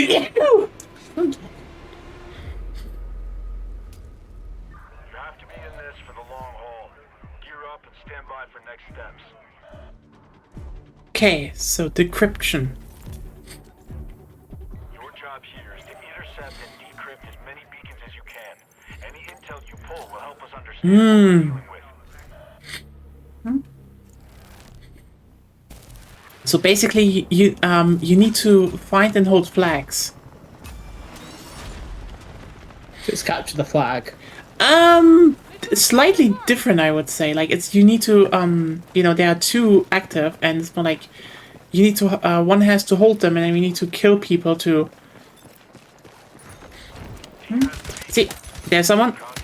There's another one. We'll advise once decrypted. Die.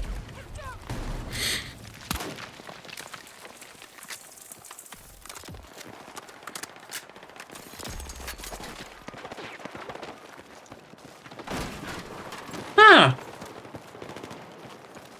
Okay.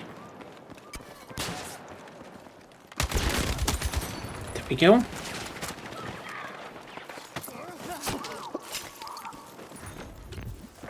getting a beacon signal. Hold on to it while I sync info. I got you!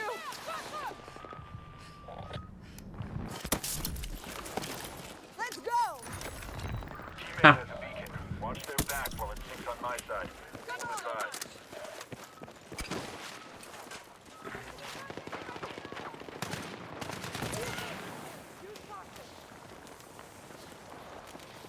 Hit! Good shot! Here's some ammo for you! Okay. Honestly, Calibrated another beacon. huh? Are we facing other people or just bots? No, those are people. Oh, okay. Except if they, I don't know if they're doing, you need to play, you're playing against bots first thing, but I don't doubt that. Apparently those things, these areas here you can also use in the portal editor as maps, so surprised they didn't actually carve out like another two big maps out of the Battle Royale mode.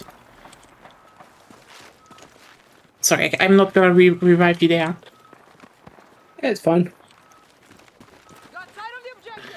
But yeah, it's more like, from what I understand, this mode is, hey, you're in this arena, you have objectives. And the teams with the highest score advance and the losers get ejected. And then you, it's until you have one team left, so... Okay. We're doing this. Okay.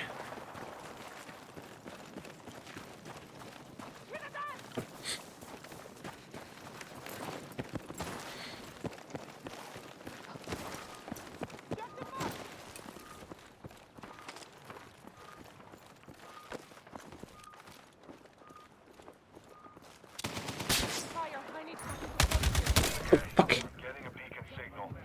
Hold on to it while I seek info. Your squad's got the advantage. Keep pushing. Alright, your squad mates have calibrated another beacon.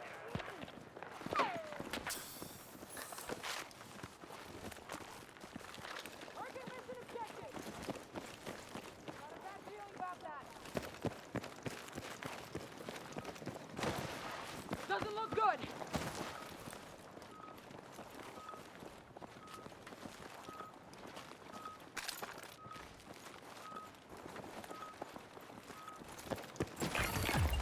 Nice. A teammate just calibrated another beacon.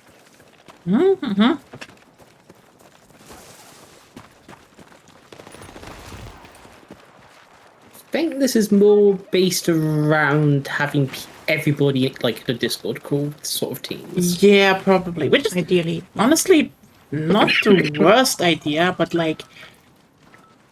If we do another round of this, we should definitely get Connor in or so. And more people. Damn it. Who else plays in the server? Battlefield? I don't... Is it just Connor and us?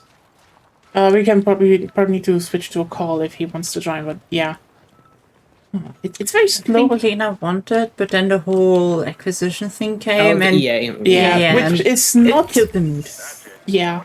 Which is not fully through, by the way. Like, some unions and senators are now like, no, this should not happen. So it's not as uncontested as some might expect.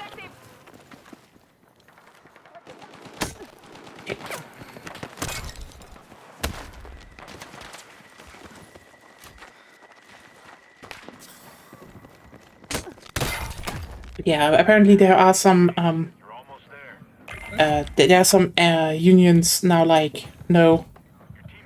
But hey, unions getting shit, stopping shit. Good. I hope there are more a few more of those studios turbo unionized. They kind of deserve that. Okay, yeah, let's go. Yeah, that's the irony. I think even Gauntlet, the spawn beacon, is less valuable. And even less in Battle Royale, so... There's probably a reason why they removed it from being the main thing for the for class.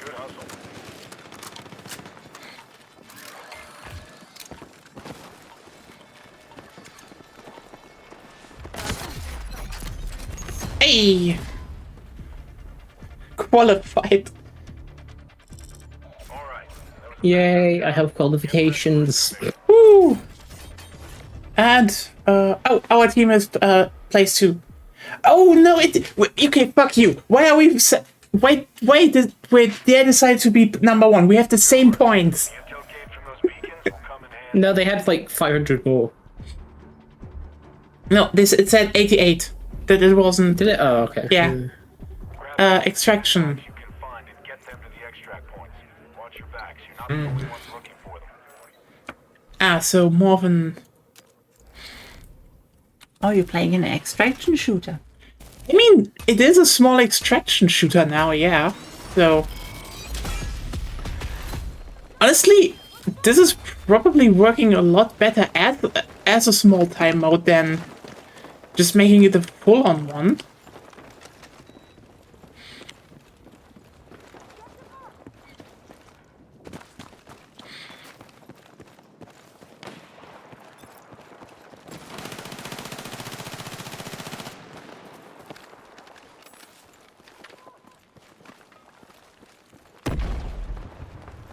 Yo, deliver it.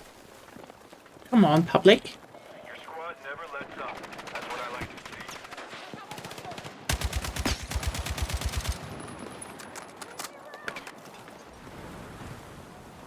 Whee!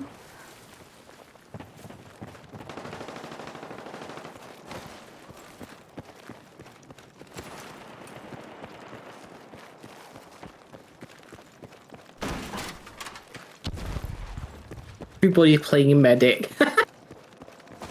I get why though. I totally get it. Like,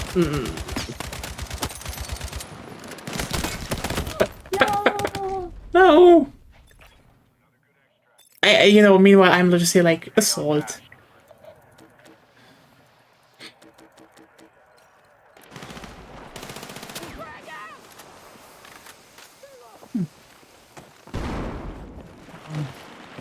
I do think there's some you know, there's actually one aspect of that Battle Royale mode that I'm a bit interested in.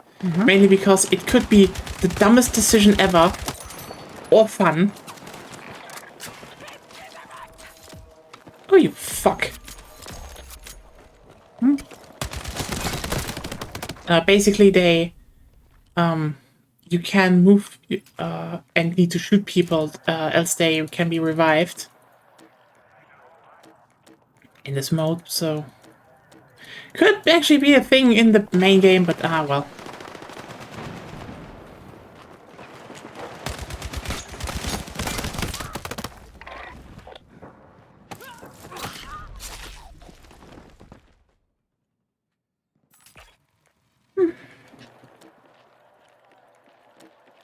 Okay, we are probably going to be out of this thing soon. If we're not delivering shit. Good. There we go. Oh, he's up there again. Keep the drives coming and stay on mission. Oh, no. We should stop doing this firefight. Bound over to that location! Got a mission objective over there, let's move!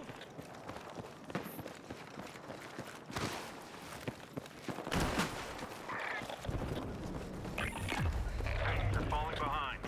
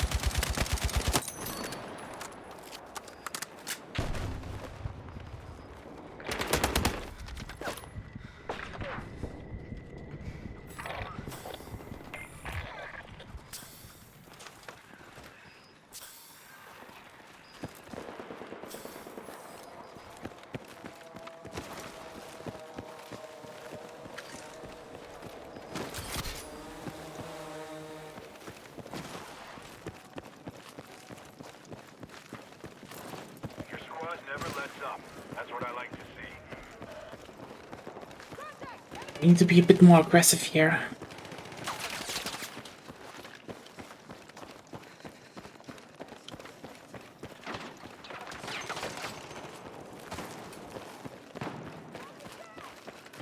Your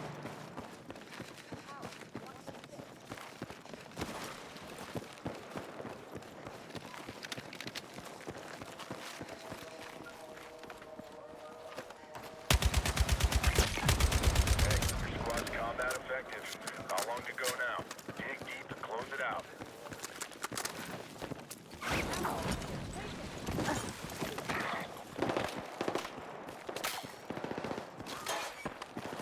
But yeah, they have this thing in the Battle Royale that I think nearly everything is destructible.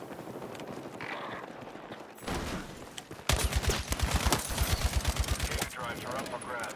Secure them so I can pull them out. And the ring is apparently like hyper deadly, so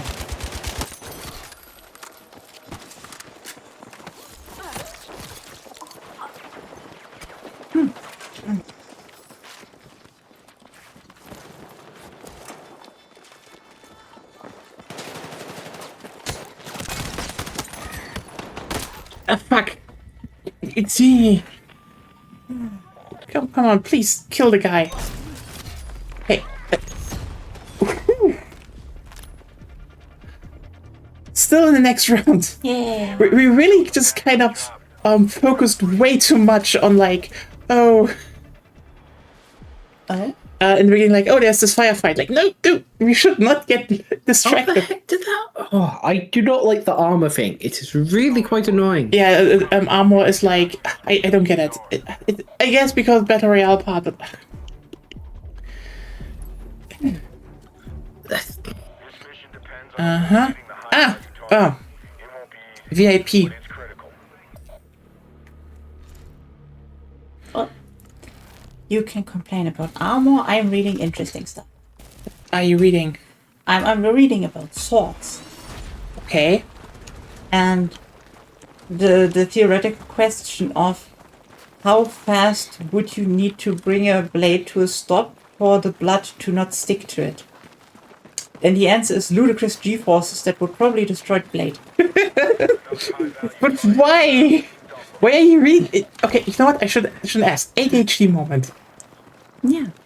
But I found cool things, like, for example, that there are some lasers that can change the molecular structure of steel to make it hydrophobic. Cool. Again. And self-regenerating hydrophobic material based on pitcher plants. So that technically you could make, maybe, I'm not too certain about it, you could make this a self-repairing hydrophobic coating or laser etching in a steel sword. Maybe. At least it's plausible enough for sci-fi shit. It's sci-fi, so it doesn't have to be realistically. Okay, you know what? Depends on the sci-fi genre specifically. Let me be clear here. There are certain people that will that are very pissed about the fact that people are just ignoring realism in sci-fi. Like, I get it.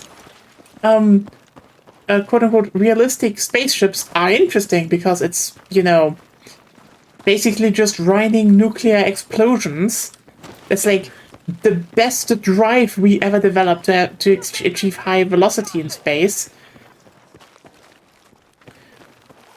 But, and then they're like, yeah, but, you know, most sci-fi is basically just World War II in space, which is, yes, that is not wrong. Still like that. I still like that, I'm sorry. I mean, realistically speaking, what else would you do? Somebody already hacking already? Probably What do you mean with... What do you mean with hacking already? No, it was just like, just maybe they're just good at headshots, I guess. Yeah. That could be the case. Again, not that doing headshots was made easier, actually.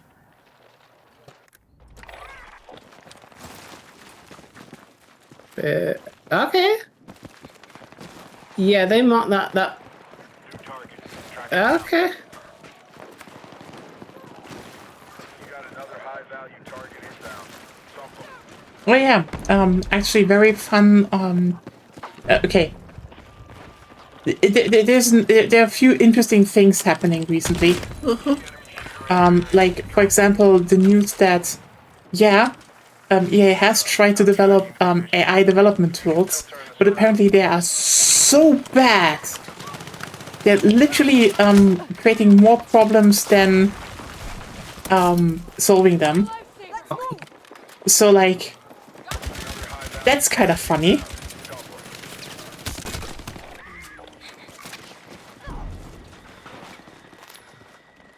mean, most AI stuff in the higher ups echelons of a company are mostly used for what consultants are used anyway. Yeah. It's you can tell your shareholders this company said it was a good idea, or this conglomerate of algorithmic invention shit said it was a good idea. It's basically just a way of saying whatever happens, in case it goes wrong, not my fault. Yeah, fair. But I mean, the irony is that they really tried making it like, oh, hey, you just can generate stuff, and that it proves the workflow, like make that a reality, and for objects. it just doesn't work apparently, which is insane. It's just, yeah. But hey, on the other hand, you have how's it called? On the other hand, you have Microsoft, who are just in absolute freefall recently, and it's magnificent. It's just I've never witnessed a company implode harder.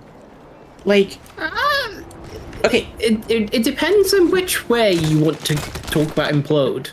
Like, is a company going bankrupt? okay, not And, like, gonna bankrupt, fall but they are. over? No. But basically, all their goodwill and fan base is just imploding. Okay, Yeah, but except the fan base. Yeah, I don't know if they had any to begin with. Oh, to they be had. honest, when you- Okay, like basically there are two types of quote unquote Xbox fans right now. Like literally those who are just like, well, it's over, and also, you know what? Maybe we were never a thing anyway. That's just that then. So you're like, oh wow, that is Normal people. It's a lot of normal people who are just like, they were pretty done already with the whole, directly selling AI stuff to the IDF, etc. But and then basically going full multi-platform, buying everything up, closing. Yeah, we were with two types of fans. Yeah, and the other ones are just full denial. Like, I'm not kidding. There's this certain breed of Xbox fan online that are just legitimately everything is fine. We're having the best year ever. So many great releases coming out. It's great to be Best isn't enough. it's great to be an Xbox fan. You're like, holy shit. Like, they're legitimately saying, oh, they're re-releasing Halo, the campaign. This is what I always wanted. I grew up with Halo, and just sit there, like, no, you didn't. Or they simply don't care. I do not even know what is worse, because, like, I would say the latter is worse. The first one is just being dishonest. The second one is having no respect for art. fair point, I guess. It's just, it is just very funny to just, again, watch on a certain level, Did We go you back leave? to conflict or the other normal. Yeah, you wanted to do at least a little bit more conflict. But, okay. That is why I was like, hey Connor, are you still here? Do you want to join maybe? It would be probably more fun with 3 people. Anyway, let's go back into the normal stuff.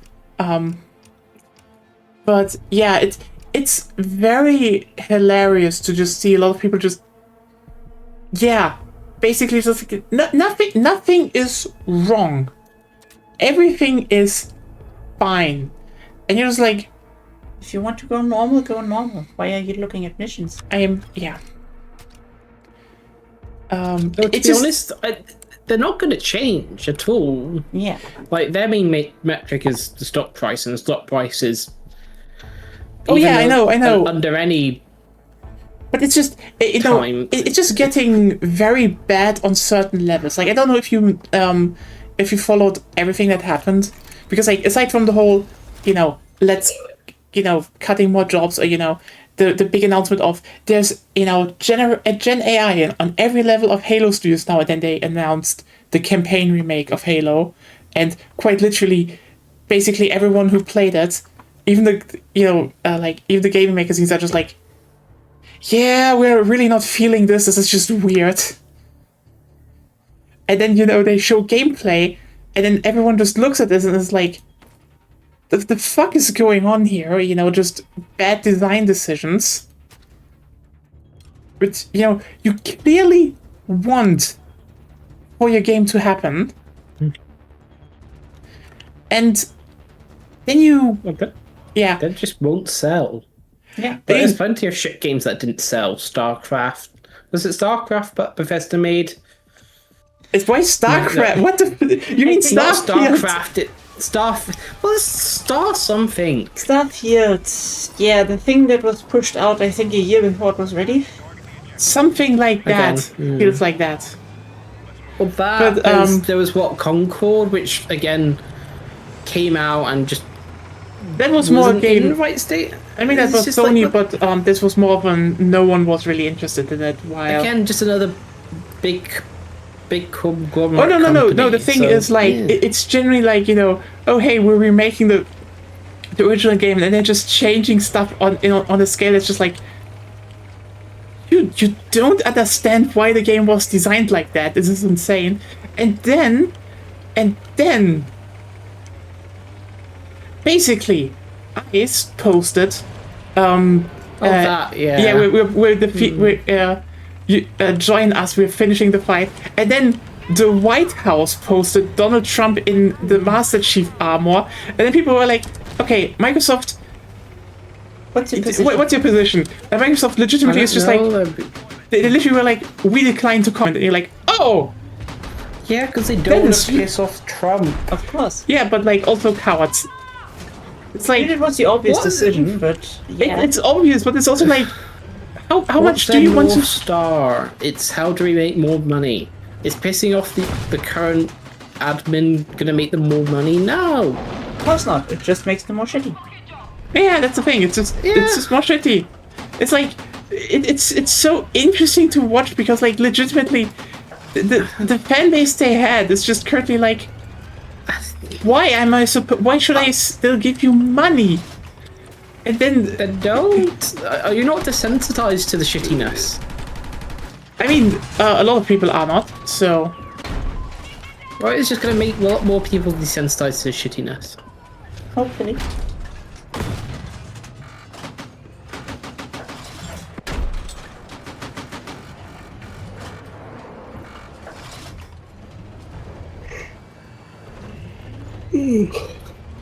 I mean, there's less drama and less things to talk about, but it's just like if you don't give a fuck, then or I mean, well, it's not more you like don't give a fuck. You just no, people do give a fuck, and desensitized, that's more like and- that's more like why it's funny that they just decided to do that. That they're just like legitimately killing off their whole image in front of everyone, and it's like, did they have an image? Yeah. oh, they had I'm not one. sure Microsoft Oh no, did. they had. Well, are you talking about Xbox or Microsoft? Yeah, Xbox definitely had an image. They did. Okay, yeah, more so than Xbox is- Microsoft, but Microsoft. Xbox is still the department of Microsoft. That's why they're at least in gaming associated so deeply with each other. That's basically the Yeah, same. I would say. Here's the thing. As much as I will criticize him for just having the charisma of a used sales salesman, Phil Spencer did strengthen the image of Xbox as a brand again. Didn't help really. It just made their fan base like a lot more annoying without like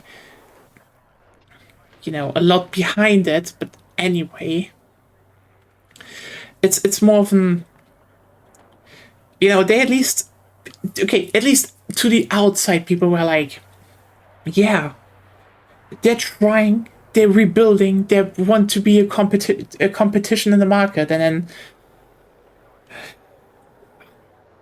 Hey, Didn't the one exec already admitted that they were never really a competition?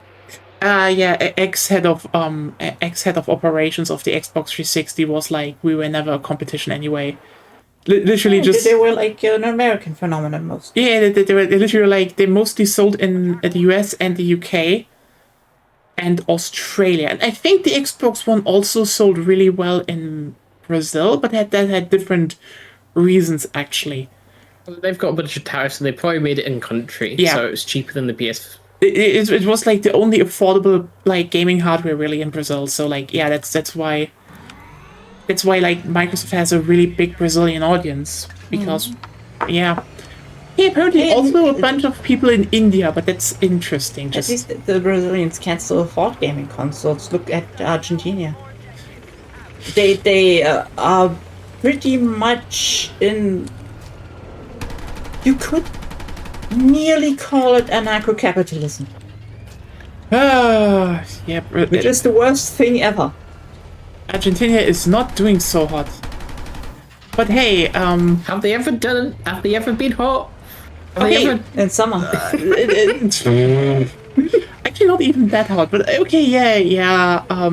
I'd say Argentina had a good had sometimes some good moments. I would say, but yeah. I hate anarcho-capitalism. Even the fact that it calls itself anarcho-capitalism.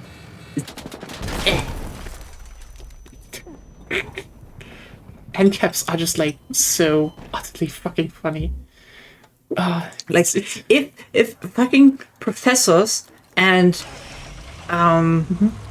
like economic people, make it simple. Economists. Yeah. Sit in a room, like with recording what they're saying, are basically like, let's discredit anarchism by making up anarcho-capitalism. And some guy in Argentina is actually trying to implement that shit. Like it's pretty much one of the You worst. saw Dogecoin happen. Yes. Of course, a meme becomes reality. I mean, it's not even a meme. It's like a genuine. I mean, okay. Here's the thing. It was a meme before Anarcho-capital. memes existed. Not really. It was directly planned to discredit the general anarchistic movement of the time. Well, it was the same thing with the Big Bang Theory. Like the reason we call it the Big Bang Theory was a whole method to try to discredit it because they're thinking, oh, Big Bang, that's going to be like compared to like a stationary universe. Like I have never watched The Big Bang these Theory, these so sort I of don't things know. happen in terms of. The Big Bang Theory is something completely different. No. The Big Bang No, Theory. what I'm trying to saying is something that was used in an attempt to discredit it often becomes what it's actually named after, or Oh, yeah. That's what you mean. Okay, yeah. that's what I mean. Sorry. Yeah. But also Us. here it's a bit different because Jesus, it's my literally hook. It was from the beginning planned to do that, basically. but also it's Yes? I mean the irony is that a lot of people believe in this shit simply because it's you know, the idea of no more government to tell us what to do, and then you know it will automatically somehow it will morph itself into a government again because like that's probably the more sinister thing, you know. Like here's the thing: it's not even about discrediting anarchism. It's also about Just cannot say it's not about it, and also. it's not only about that. It's also about discrediting the idea of governance itself. And the thing is, like, okay, here's the thing. I know I have what I really hate about the fact is that there are actually some anarchists nowadays who are just like having this idea that anarchism is get rid of governments, and like no.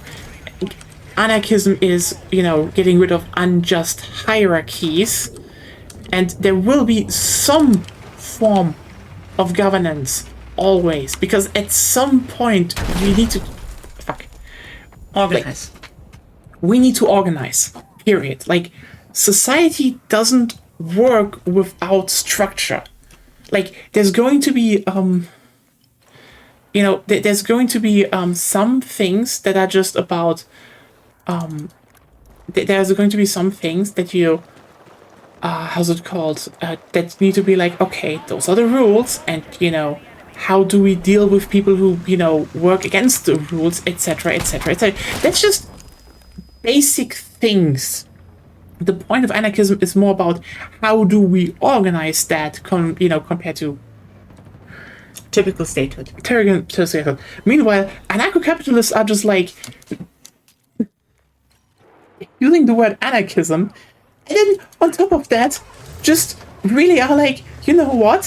What if money was governance? And you're just like, you fuckers really just want monarchies again.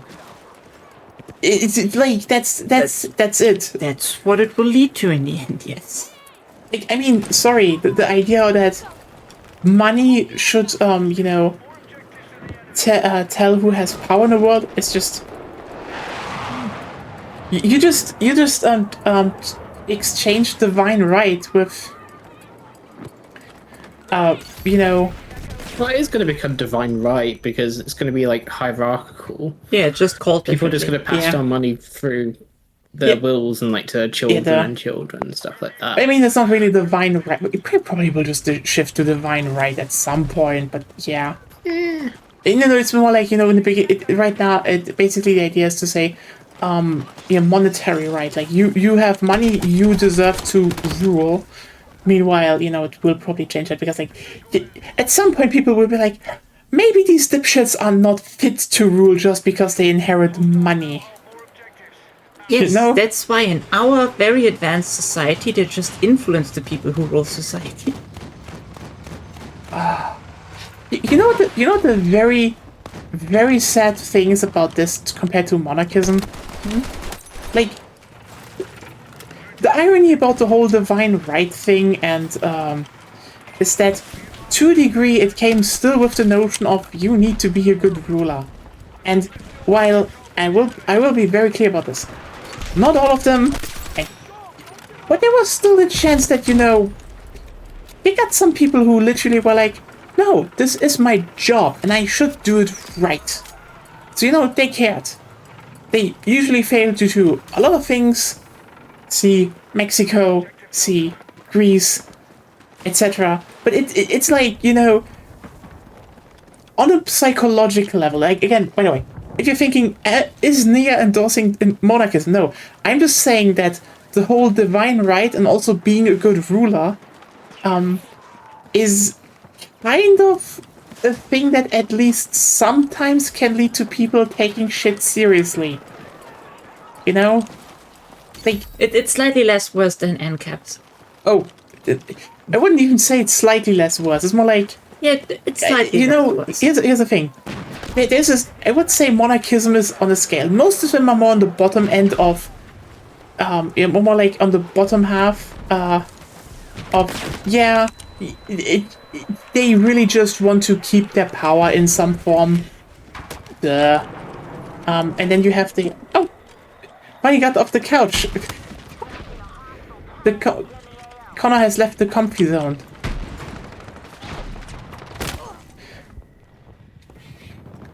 So what's the plan? Is a plan? For Connor?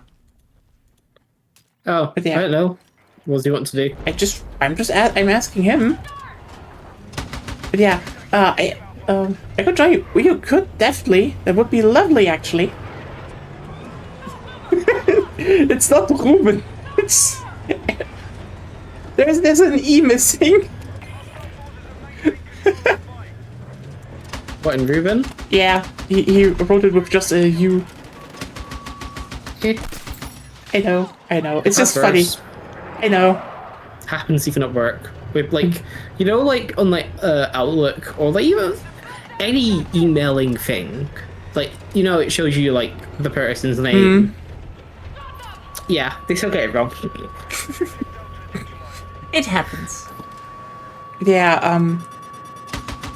I'd say there is the whole thing of, like, you know, on the monarchy scale, you can have, like, the tyrants, but, like, let's just be real here, most tyrants never ruled a long time. I prefer monarchy over capitalism. Okay, here's the thing. Okay, fuck it. Here's the thing. This is pest and cholera, but here's the thing. One of them is worse, and I would say yes, ANCAPs are worse. I'm sorry, ANCAPs are worse than monarchists. MCAPs? Anarcho-capitalists. They are worse. Okay. Yeah, they are worse than monarchists. I'm sorry. If history has shown there can be monarchies and monarchs that genuinely care, so maybe that's just a thing, you know. Like for example, there was that one king slash emperor in South Korea that basically invented their modern alphabet and really pissed off the aristocracy because his goal was to like actually educate. I mean, most monarchists still just don't do a lot. This is more of the idea of like an actual monarchist rule, you know, because like parliamentary monarchies are just very dumb because it's like, so you basically just keep a rich, like a rich family as figureheads that still own land and still have some say over the. Why are you doing this? Britain, why are you doing this? Like, I'm sorry, the royals in Britain are not fine. You need to have put some To be honest, they're better than a lot of the parties. Yeah, but you still should give put some hard caps on their money and also tax the shit out of them, maybe, because they own a lot of land. It's just a thing. But yeah. Well, so here's the thing. Yes, they quote unquote own the land, but the money goes to the government.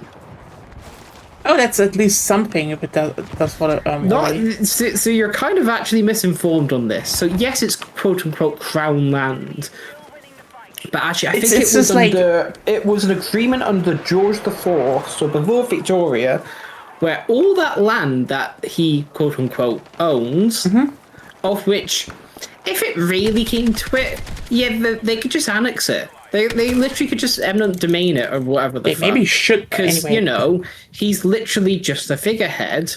That's all. That's.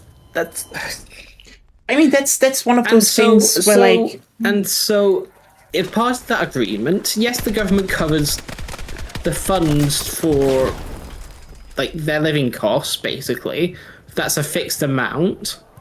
But still a lot of fucking and it's amounts. Purely, again, it's similar to Ireland in terms of the figurehead. Like, the Irish president's gonna cost money to do stuff. Yeah, and but again, he is purely a figurehead. Yes, it's less, and yes, it's a bit more pomp and circumstance, but I mean, that's also a bit of history and tourism as well. I know that I know why, but like, they're not...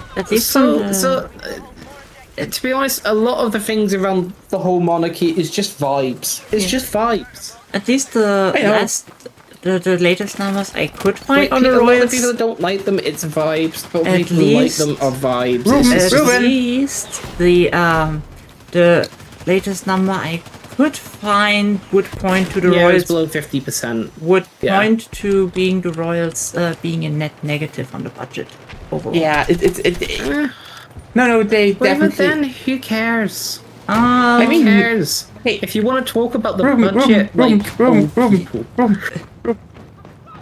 your country's in a recession.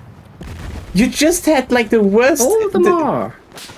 Yours worse. You still have the whole Brexit going on. Maybe you should take a little bit more money from your royals. I'm just saying. They still have enough money to keep living. It's more like... Yeah, listen, overall, I would still say it's kind of abnormal to spend that much money on royal families, even if they're just kept as wives. Because here's the thing, I get it. To a degree, you will not get the royals out of Britain. It's just too entrenched in like a cultural identity. Like, I get that. That's one of those things where like, I do think a lot of people are just very just don't get the fact that in some countries there is just a monarchy and people just are fine with that. It's a cultural thing. Like every culture is to a degree a bit different. You can still say that the British culture is weird, like. Especially when you're like on the mainland Europe, you're just like culture's weird. Oh, it's just... I know, but it's still funny, when the Dutch and also, I will like say it does get kind of annoying just hearing everything's like shit all the time, and that's kind of why I don't listen to news.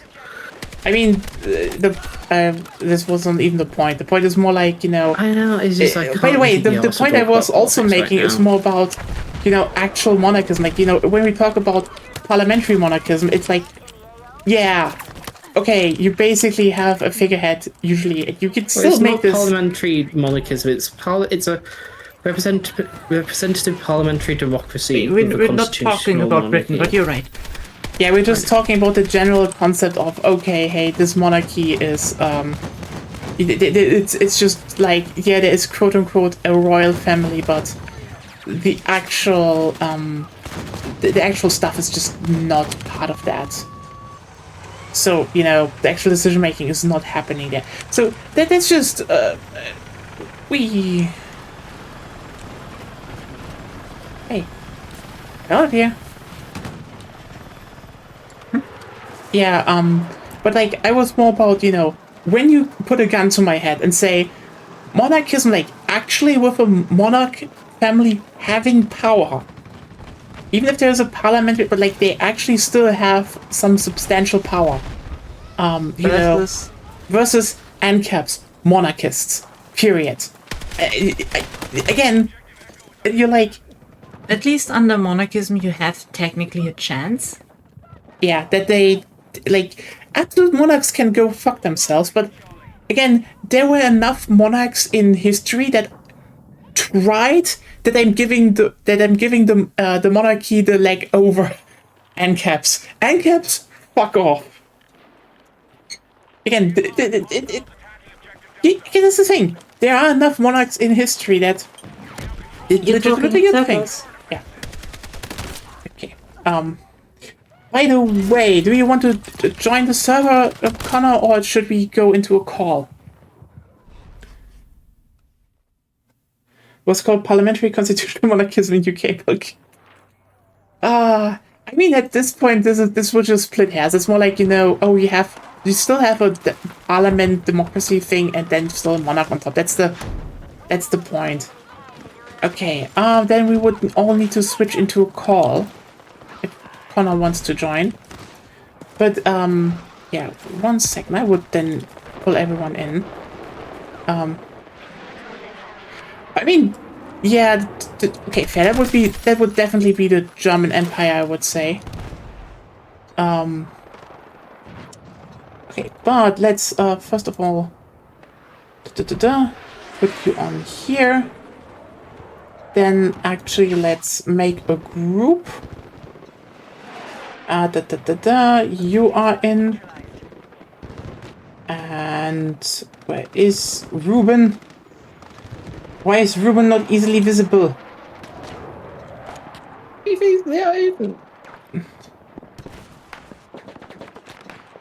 we go. There you go. I could just caps lock search. There we go. And then I just start the voice call. Okay. Hello. Hey. It works. Everyone in here, perfect. Ooh, monarchism talk. Hello, Connor. Mute the stream. Yes. But yeah, that's just myself. yeah. It's just like my hot take. ANCAPs below monarchists.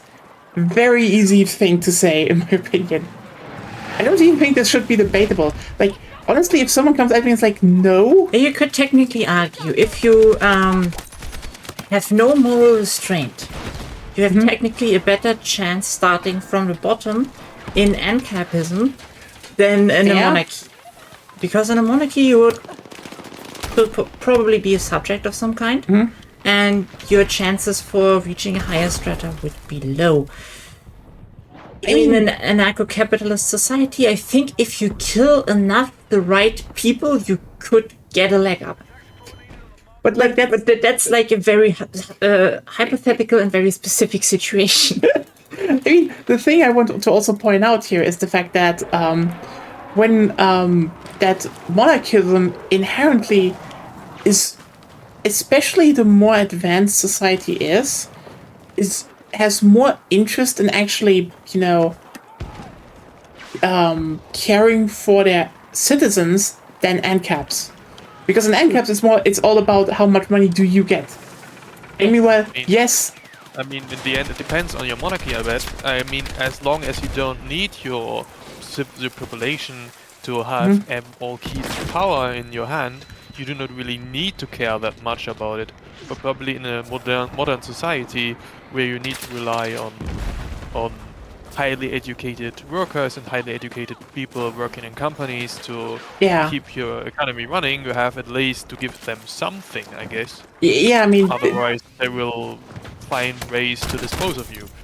Yeah, I mean, there's a reason why, basically, you know, school system, you know, socialized healthcare, etc., all of that was basically in almost the same form as we have it nowadays, just drafted under Bismarck, a guy whose a guy whose sole mission was to, you know, protect the monarchy. And the thing is, Bismarck was absolute monarchy guy. Even the German Empire was a parliamentary monarchy, but yeah, of course, the monarchy was still very, very powerful. Yeah, and like, I mean, Bismarck also in the beginning was much more shit.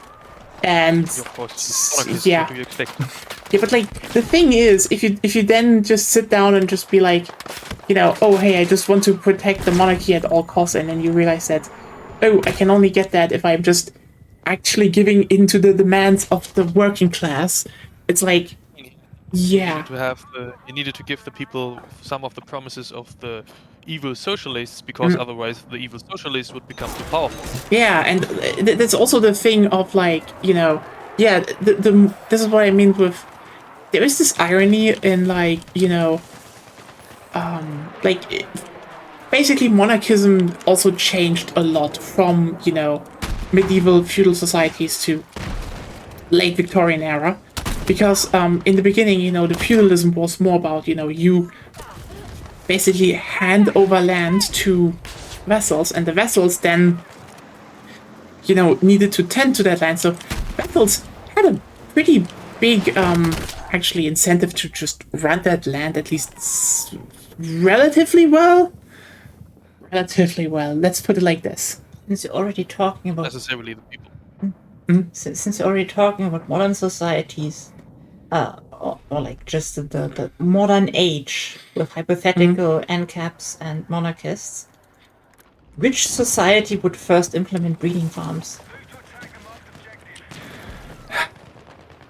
I'm saying the NCAPs would.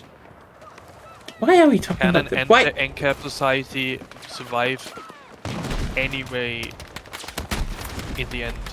Well, that's why they make breeding farms, to have selectively educated people for the jobs they need while still being able to control them. That's at least the plan. And they will fail.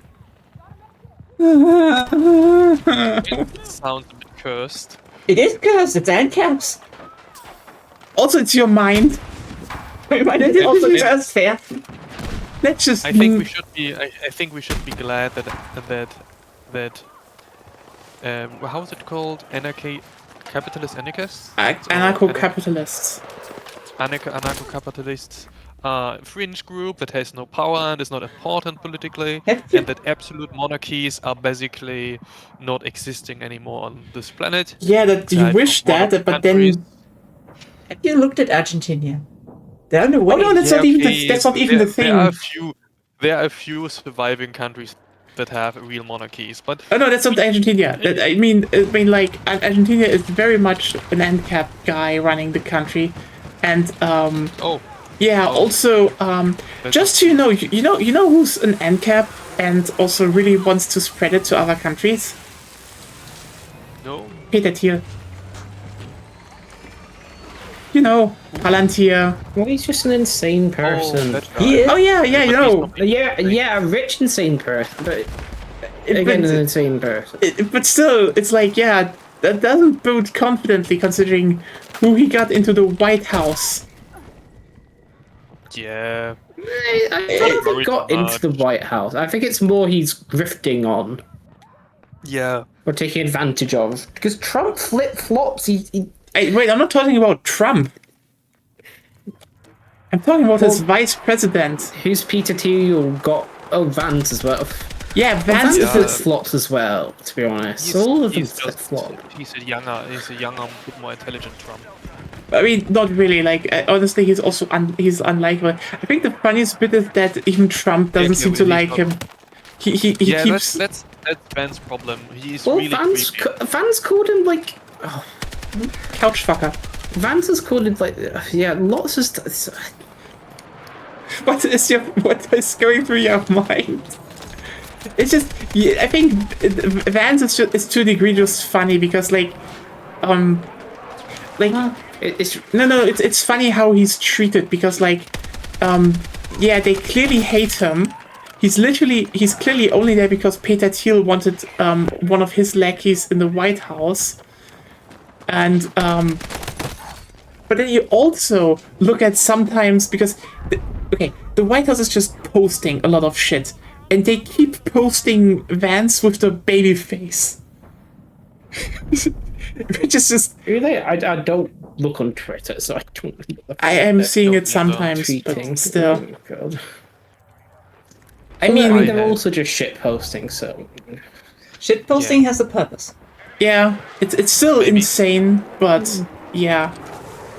I fortunately have stopped using Twitter like 2 years ago, and have maybe looked back into it like once. Honestly, good decision. Twitter is just like, I think 80% bots now. It's just not worth it. Like, Yeah, I think it was just miserable. People were just fighting each other and screaming at each other and reposting the most dark shit they could find, and yeah, it's it was just annoying. I get you. There's a reason I just ditched it, and you know, if I'm posting nowadays, it's Blue Sky because it's just much more chill. I'm not 100% sure that Blue Sky is that much better than Twitter a few years ago. It is. Like, trust me, from the fact that Depends where. Aside from the fact that there's nothing that will be pushed onto your timeline other than the people that you follow, and the fact that, you know, if you block someone, they're gone.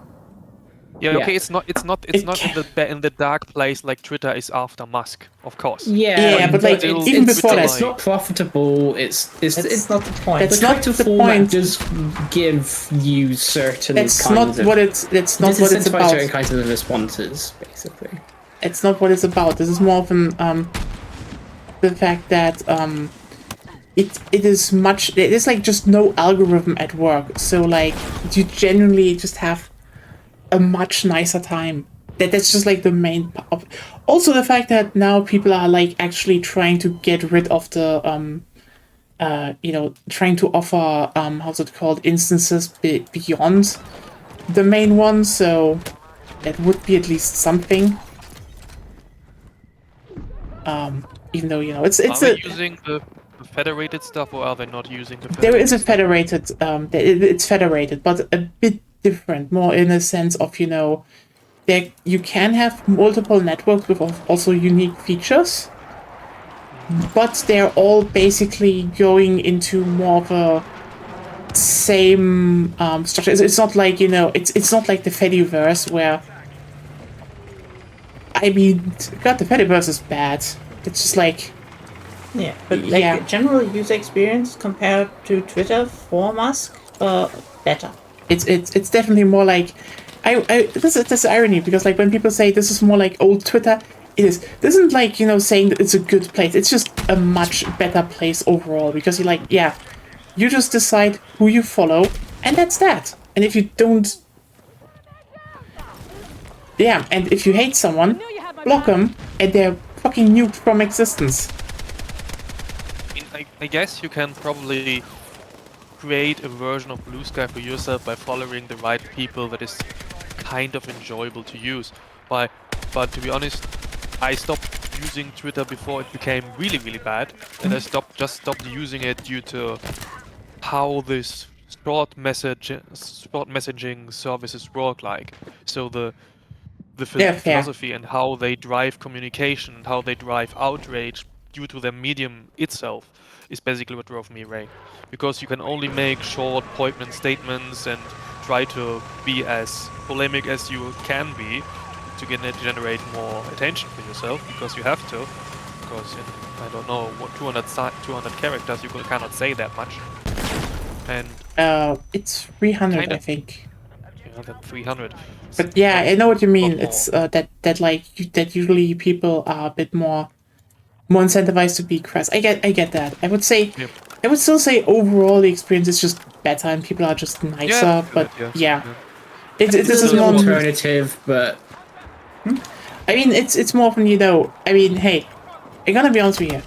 I'm streaming, and also like I don't have that many social contacts around me, so social media is Yeah, nice, and it's then an effective- at that it's an point it's effective just nice service. to have. But yeah, Yeah, I get what you mean. It's an effective service for getting for basically getting information to people and for interconnecting.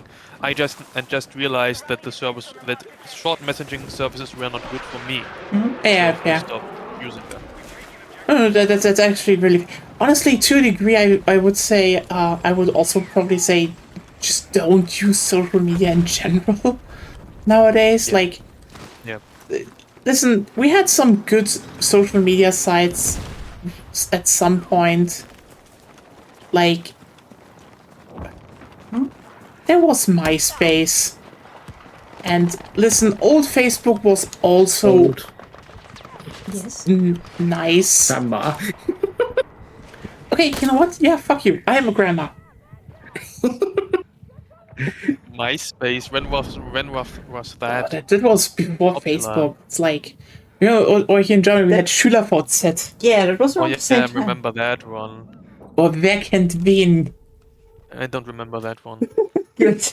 There were a lot of weird German, very weird German, social media networks. Like, yeah, it was a very different vibe. Because like MySpace was definitely more often, oh, you can basically make your own website and then just link to other websites. That was nice.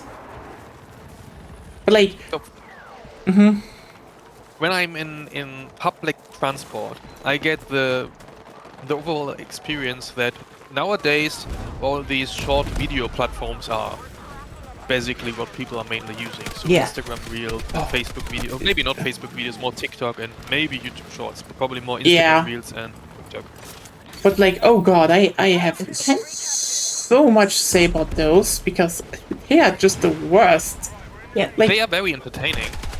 Yes. oh yeah, you can listen. A good short is like just like, yeah, nice. You watch it done, but Then so you much. then you keep on watching. Forever. Basically, yeah. Yeah, and then it's like, you know what? The thing is, just short form videos peaked with Vine. When no one was still knowing what they were supposed to do with this thing. It was also only lasting 6 seconds. Okay, yeah, Vine was very fucking funny. Like, there are still Vine compilations on YouTube nowadays. That's how much staying power Vines had, to a degree. Okay, let's get you into the Oh, you're already in. I'm already here. Oh no, that sounds like a threat. You're already here. You're in the walls. You are looking at. You're in Germany. If Connor was in the walls, I don't think he would be still alive. Maybe Connor's just built different. You don't know. Yeah, Yo. if I was in the wall, I was probably very dead. Can I say, by the way, that the XP, the double XP boosters look like very bad batteries? Did Samsung they made look those XP boosters? They look like those packs from Rainbow Six. Yeah, but why are they inflated? Why are they inflated? Who looked at XP boosters and were like, inflation is what's missing? Maybe they are like battle rations and somebody blew a bit air additional into them. It looks so. They could have stylized it a bit more, and also they don't. Okay, but also battle rations are not blown up. They're like literally vacuum sealed. Yeah, but those are. Yeah, maybe they just have very efficient mold in there. Did you remember the Maybe they just have very efficient mold in there. Yeah. Okay. Like they have a vacuum with some mold, and the mold will grow inside the plastic despite the vacuum and fill it out. Remember that they're trying to use like mycelium growth for lots of different things? Mm-hmm. Also for eating. Yeah. Also for making leather, funnily enough. Oh yeah, no. Leather, some building blocks, and Packaging. packaging. True. For some reason, they try to market it as like a meat alternative. I'm like, if you want to sell me mycelia, just give me the block mycelia, and it's fine. It doesn't have to taste like meat because it won't taste like that anyway. And why would I care? Yeah, I absolutely hate the fact, like, and this is a personal thing, especially from the especially like to a degree from a philosophical point, but also from culinary, because like I like cooking. Okay, I fucking hate that the how's it called, the vegan sphere, I would say, I don't know how to best put it, constantly pushes the idea of, oh, this can replace meat. Shut the fuck up. Tofu is tofu. Tofu is fucking delicious. I love tofu. Beans. Just What? tofu. Yeah. Black beans. Yes. Tofu, black beans. Chickpeas, Yeah. Yeah, just all kinds of Chickpeas, beans, mushrooms. Like there are mushrooms, yeah. there are so many things that are umami rich and nutritious and have proteins and are just plain fucking delicious. And I hate the absolute fuck out of the fact that I constantly hear, oh, this is how you can make it a meat replacement. I'm like, I don't want a meat replacement. I want to It's not a meat replacement. I guess it's just substituting meat with just different kinds of like lentils or like other kinds of no. proteins. Like they try to make bacon out of mushrooms. Oh, that you're talking about. Or, yeah. you know- That's it. Oh, do you know? Did you guys see the whole shit that happened with Beyond Meat? I don't know what you Recently? everything, but they're Massive pump and dump, basically. yeah, they're shrinking, right? Well, yes, but so you remember the whole Beanstalk / Wall Street Bet stuff, right? Yes. Oh. Yeah, it happened to Beyond Meat. Oh. Somebody spent like $50,000 right at the peak of the market. That's oh. Oh, it's actually depressing. Like they lost thousands. But By also the way, why do people still think it's a good idea to put all your money in one single? I don't know. because it's a cult at this point. They're literally just like, yeah, I know. Yeah, it's just cults. It was worthless before the companies, but it was firstly to like beat some short sellers because they were like shorting the stock because guess what? The company's not doing very well. Not many people are buying substitute meat. Yeah. Yeah, but also the irony about this is the fact that one point, sausage is based why on on the fucking thing you don't. on pea protein are very delicious. Oh yeah, they are. But like the thing I just hate about this is the fact that I love bean protein. Like I love beans. I love mushrooms. I love all of that. It's just, why do you constantly try to turn it into meat and then be like, well, this just tastes like meat. And every time I see this or taste it, like, no, it fucking doesn't. Some of the products get a bit close. But you know, when you really have to say a bit close and that bit is doing a lot of legwork, it's like, To be honest, I've tried that stuff, but I prefer to go with like a normal natural alternative to meat, Yeah. a different protein, rather than we kind of got meat, but you know we don't really. yeah. So, Also, like, just like make like just give me some fucking chickpeas. Chickpeas are great. yeah. Like when they're toasted, ooh, amazing. Black beans is like you can use black beans as a replacement for mince. Like you can make burgers and. I mean, there is like Just give me. It's also the kind of whole thing of it being kind of.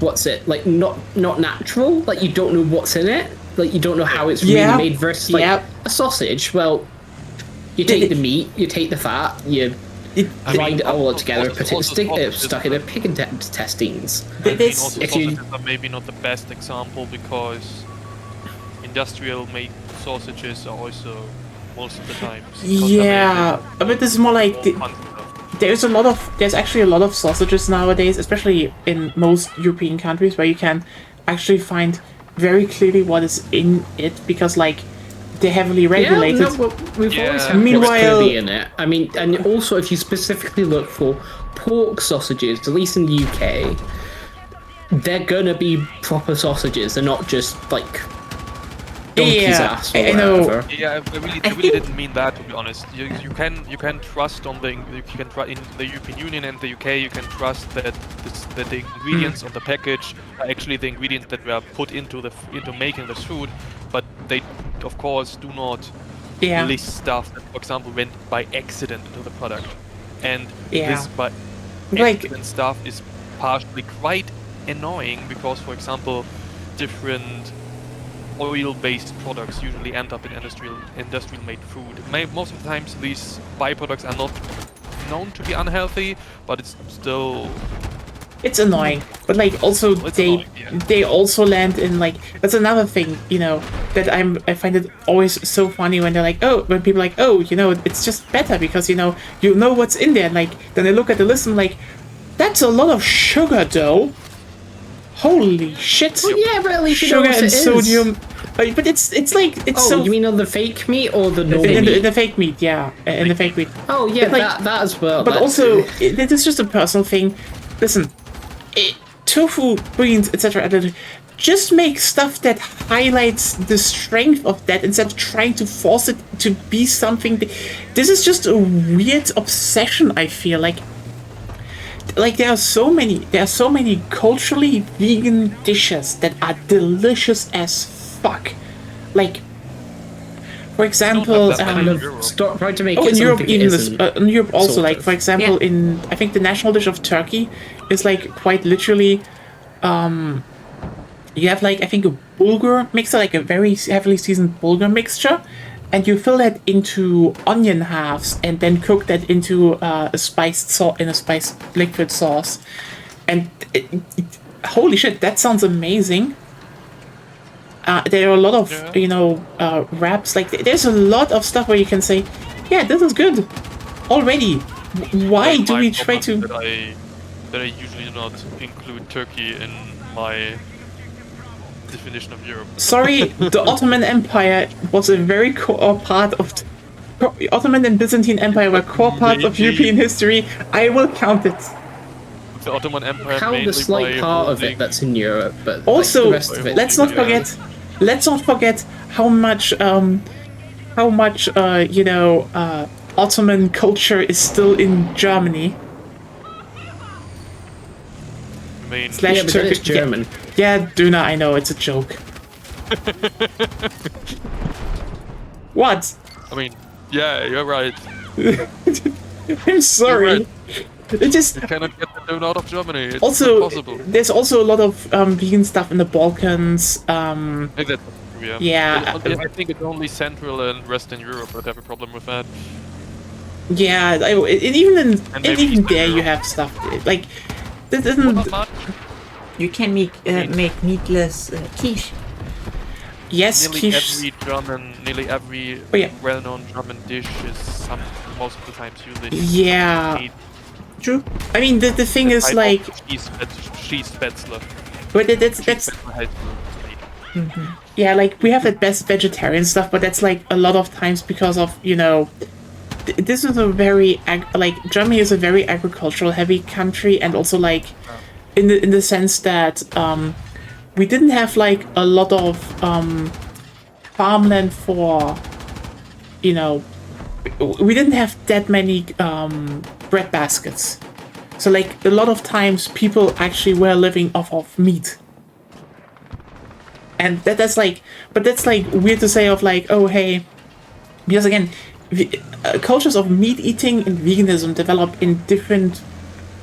It always depending also on where where country is located. Because, for example, you will probably not find a lot of vegan dishes in Mongolia simply because of the fact Iceland, that Yeah. or like yeah. coastal nations quite often because you got a lot of fishing and Oh yeah, it's like coastal nations are, you can't. You usually can grow vegetables. Except if you're the weird region that doesn't count fish.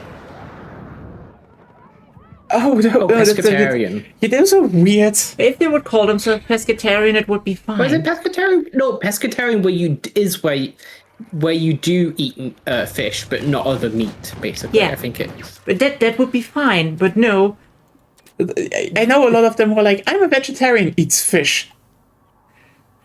Well, yeah, that's just pescatarian, but yeah, It's very weird. Let me put it like this. It's just like, okay. but then again, most like from back then, from the more in your face veganism back then. Like over the past decade, you mean? Yes, over the past decade, has pretty much died down because, well, it's normal. Too competitive. Like, I it's, mean, it's too competitive for most people, but also I think it just was normalized, right? I mean, Yeah, for yeah, many it's people, more being normalized, vegan that's what I'd normal, say. it you is cannot use self. it as a- The you cannot reason use it as the a- reason why people out. stopped doing this kind of veganism, also the 100% veganism, basically, is because it's self-isolating. yeah, that's actually the thing. Like the whole going full vegan, just like that is actually like veganism is statistically in a lot of Western countries going back more. Like people are not fully vegan anymore most of the time because like yeah, there are statistics that this is like it's regressing. There's a general like let me put it like this. There's a general idea of reducing meat consumption in Western countries, which is fine, but also on the same time the whole full veganism is like it's very much on decline. Because as said, for example, it's just also it kind of led to a lot of culturally self-isolating behavior, and that just was like I think you've ended up at a happy medium, to be honest. what. Yeah, I think you've ended up at a happy medium. Yeah, Between the two, I essentially. just really wish that every time there's a company that is like, oh hey, we can produce this protein en masse, and we can replace meat. Shut up. I just want like to make money. listen. I absurdly love the idea that you can produce huge slabs of fungi brick. Okay, give me a slab. I want to cut them like tofu blocks and fry them up and just do my own shit with them. But crucially, You're not the majority of consumers. but Yeah. the thing is that's not even really working because It's working. no, Connor. The irony is, Beyond Meat never made really profit. They literally admitted themselves that trying to do the whole we're turning people into vegans or we appeal to meat eaters actually hurt their bottom line. They're ironically nowadays selling they're even selling now products with meat in them, which But is it's- the whole branch of vegan products from in German markets, like the vegan products from Rügenwalder Mühle. yeah no they're they are increasing, selling but they're increasing, but they're making not money with they're not really carving out a bigger market share. Yeah, that no. Yeah, that I don't. That's the thing. Like the whole appealing to we replace meat is really just appealing to one group, really. And like what I hate about this is that it's okay. Let me put it like this: most of this replacement stuff is cheaper to produce, Yeah. but they're selling it for more. If you really want to get people to stop eating meat, you should literally. That's the thing. If you really say you want people to stop eating meat, okay, then go give me those gigantic ass mushroom bars as cheap as I can. Like you need to bring out alternatives of protein that are big bunches and cheap. Then you get people to stop. Yeah, but why should these companies care? Yeah, that's the thing. They That's want that's to the make money. fucking They want to make money. Business, so yeah. But that's the that's the thing I hate so much about it because they're like, oh, we need to do this to save the planet. By the way, buy our premium product or you're a monster. And you're like, oh, you know what? Fuck you. And this is to the companies. I don't have a problem with the idea of, replacing stuff. But I hate the fact that every time there's a new, thing of protein production, etc., it's used to create some premium replacement product instead of just like, let's push out more protein that is cheap to buy. I think they think that they will sell a random protein source that they just put into the refrigerated area in the supermarkets because I mean, it would not be sexy. yeah, that's the thing. That's what I hate. It's the it's whole. also they're It's gonna not. have a high upfront capital cost, and they're gonna have to recoup that. Yeah, but like, here's the thing. And there's Can I especially say- going to be niche at the beginning, so Yeah. that generally means higher prices. Okay, room, counterpoint. Arizona iced tea.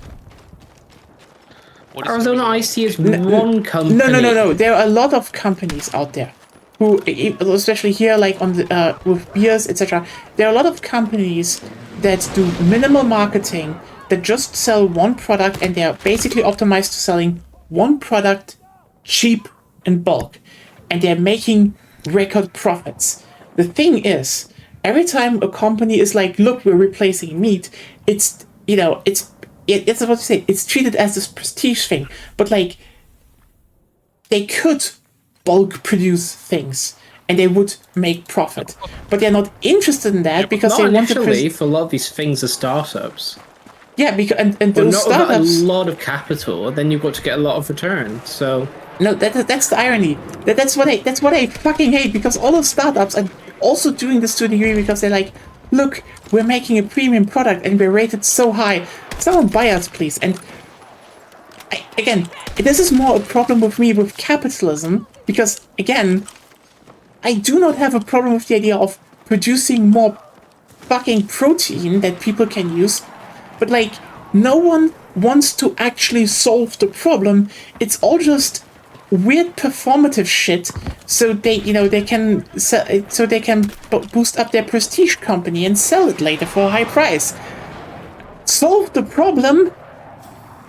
Also, I want those I don't fucking think- mushroom bars.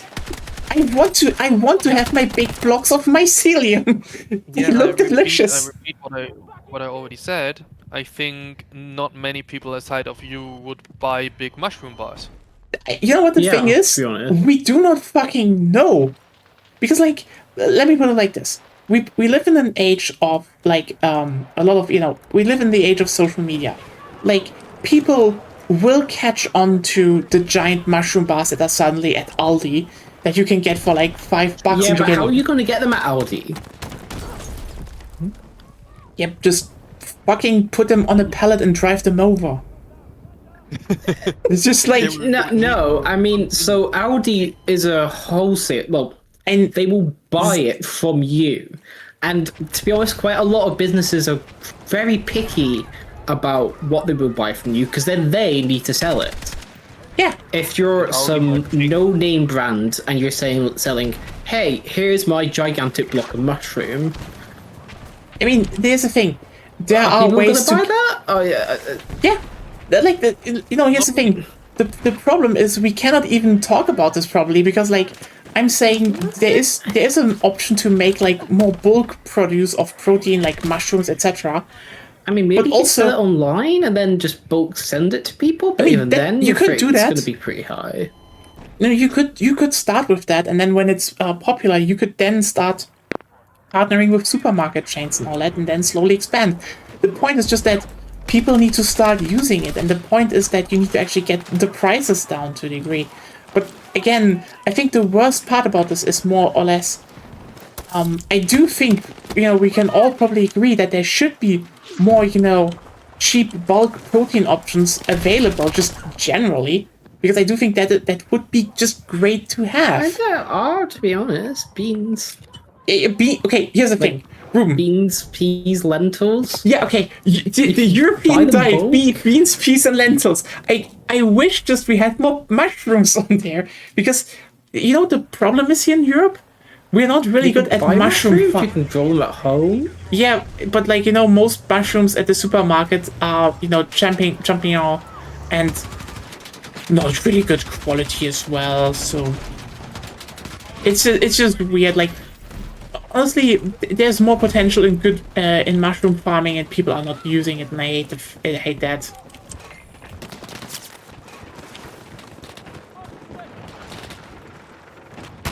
But yeah, it's just like the mycelium block would be cool to have. There's a lot of things cool to have actually. How's your think degree there are going, more- Connor? What? How's your degree going? Or you finished your Mine. PhD? No, I'm in the German PhD system. I still need a few years. God. Are you effectively just doing it half time and you're just being a teaching assistant? Like, Yeah. So Germany has a very very different PhD system compared to the UK. So I'm a PhD student, but in the first place I'm a research assistant or teacher assistant. So I'm fully employed on a full position, and I'm in parallel. I'm doing my PhD, and in every subject that is not medicine, you roughly need at least 4 years in Germany to do your PhD. has if it been you 4 are- years? No, not yet. No. And Oh, in okay. I thought it was longer. In position that I am, it's usually taking more like 5 to 6? 6 years. Oh, okay.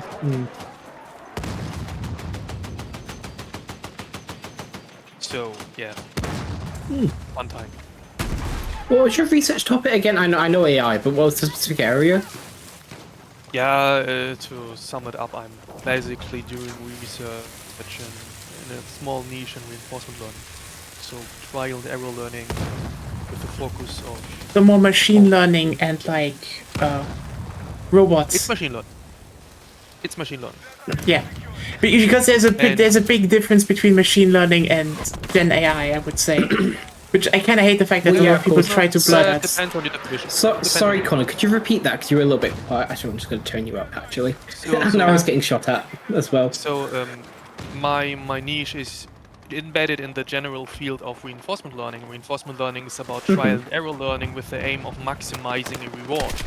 So, for example, you can learn interactive environments by doing that, like video games, and the reward could be something that you define, like winning games, for example. Yeah, you just set up a cost function, then you just randomize it, or you can set different conditions and stuff. You usually you need to have a well-defined reward function. You know that the Yeah, topic you really switched learn. fast. Yeah, I'm clock. I just want to point out. Is it just a general thing? Is there like any interesting things you're working on, or? Yeah, I would talk more about that in a not public call. Oh, okay, fair enough. If it's like proprietary or No, it's like not you're halfway through a proprietary. paper or something, or I just don't want to be too open. distinguishable if somebody. Oh, fair enough. Fair enough. Yeah. You can use data nowadays to just basically find everyone, which is it's kind of how do I say it's that's probably the most dystopian shit. Obviously, that people can just find you online, even if you watch out. Quite easy to find people. Yeah. But hey, it's not like I'm still gonna be honest with you. I kind of find it so fucking funny how we were taught like our generation was taught specifically, don't trust anything you see online, don't trust people online, never use your real name, or at least try to hide where you're. Just try to obscure as much as you can from yourself. Obfuscation. Yeah, and then you just look online, and basically all our parents that told us that are just full name on Facebook. Everything is out there. They're liking fake Gen AI shit. Okay. Just Yeah. at least mine are not doing it, but it's still depressing. Yeah, our parents' generation has an interesting understanding of the internet. Yeah. It's I will say hashtag not all of them, like I at all. think Like the main problem is that a lot of people in the older generations have not grown up with the internet, so they are not really I just find it don't so. really know how to use it in a way that is not harmful to themselves. It's just so weird to me because like yeah, how should I put it? You look at this shit, okay, and it's like, oh,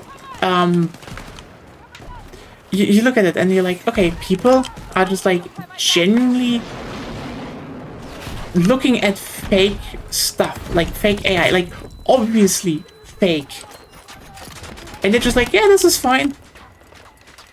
Like, wasn't it the one that did the real name requirement at some point and was surprised when it didn't go over P3? Hey, Cine, I don't know if they did that, but it's still a dumb thing to do with the real name requirement. You know, the irony about the whole, the whole irony of Diablo for mobile is, I get why they wanted to do it from, like, a developer standpoint, but also, like, just, you know, when they were asked, like, is it just on mobile? And the answer was, don't you all have phones? It's like, first of all, it's similar as with PCs. Not every phone can play games, especially more complex ones. There's a wide range. And second of all, you could have just said, oh yeah, we're also doing a PC port, don't worry, we have crossplay and all that. Like, just, you know, we just want to... Which, you know, they, by the way, they did... Like, Diablo Mobile was also playable on PC. Yeah, the bigger problem of Diablo Immortal was in the end that it's insanely pay to win and insanely gamble pay. Yeah, that is just like... God, like... I'm still amazed that Blizzard really was like the company that pushed a lot of gambling and shit in... It's a terrible game, really. It's a terrible game. What, Diablo 4? No, Diablo Immortal. Diablo 4 is fine. Diablo 4 is not amazing, but it's still fun. It's a game. Honestly, I don't think... Monetization-wise, I would argue it's worse than 3, at least in the end. Yeah. Like, honestly, it's so weird considering how... If I want to play Diablo, just play Diablo 1 or 2. Yeah. Diablo 1 is just... Yeah, that makes sense. Yeah. So, but I still think Diablo 4 in its current edition, current version, it's fine. Honestly, most games are fine. That's like... The Last Epoch and Path of Exile 2 are just two way better action RPGs. So... Hmm. Yeah. Do we want to go into another mode? Or... I don't care. What do you want to, Connor? I have no opinion. Because else it would just be being Blackwell Fields Badlands all the time, you know, Blackwell Fields Conquest all the time, and I'm just a bit... Yeah, then switch. Get to a different map. It's one of those maps where like you go into the playlist, you play it, and you're like, this is fine. Yeah, This is it's fine, but it's you know, I'm 100% confirmed again in the whole... Yeah, this is a map that what? It lacks structure. Yeah, it's one of those maps that is just like, it's there, and it's good when it comes up in a normal rotation, because it just changes the flow, how stuff feels. Yeah. It's a bit too open. Ironically, isn't that what people wanted? Haha. Yeah, they wanted it. And it... Well, there's open, and then there's having, like, a little bit of cover, because there's this fuck all cover. It's honestly, with the hills and such, it's still... There were way worse maps in the series. Like, for an open vehicle map, this is still pretty fine. It's a fine map. It's just not gonna... It's not gonna get any, how's it called? It's not really exciting. It's a fine map. I'm mostly waiting for Eastwood. Yeah, it's compared to Eastwood, it looks quite boring and not really. It's nothing to call. How would you say it? Nothing to call home about, or what? Yeah. Yeah. It's yeah. Yeah, it's a Battlefield map, but It exists. Why are they again dividing the content over a whole season? I want the other map, like now, and not in. Don't half a worry. year. At least they have more stuff over the season, so there's not like Great. something in the beginning and then nothing in the end. But yeah, I get you. Like have maps now because I think that's probably always the problem when you like. I know it's coming. I know it's there. I want it now. You know, exactly. like Patience is not one of my virtues. it's not a virtue of most people, because now people are like, oh, Blackwell Fields is not that good. Why can't we have the good one now? And it's like, listen, the good one, Blackwell Fields is fine. It's a thing that needed to be in the rotation, but you know what? They want us to play Team Deathmatch. I guess let's play Team Deathmatch. You want to have the good run now, but who says that this is not the good run in comparison? Okay, here's the thing. So considering everyone at least says this the A spot is the better one, but yeah.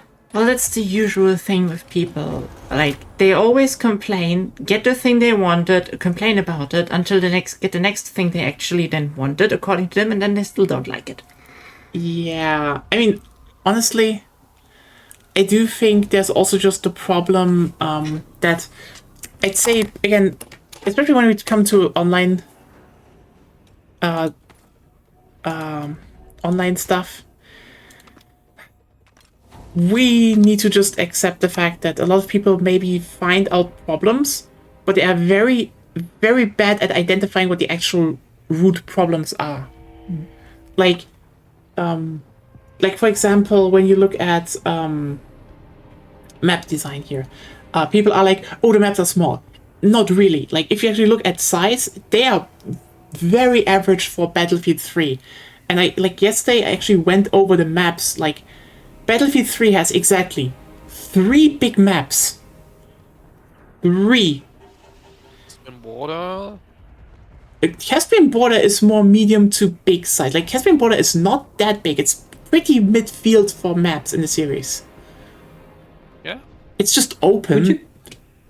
Would you guys want to go off stream after this match, perhaps? Good idea. We could do that, I guess. Rico? Or at least allows like Connor to actually talk. So. You know what? It's fine. We went a bit over time, but yeah. I guess that's fine. The thing is just that. No, if you want to stop the stream, you need to stop the stream. You know what? Let's do that. But like, we're still in the topic, so I just want to wrap that one up. At least, as I said, after this match. Yeah. So the thing is, like, the most maps are just like, Battlefield 3 doesn't really have a lot of big maps. Like, Caspian Border is pretty mid-size for the series. Actually, it's just relatively open. And also, ironically, the main flag part where people fight is just like the center part, so it's actually pretty clumped.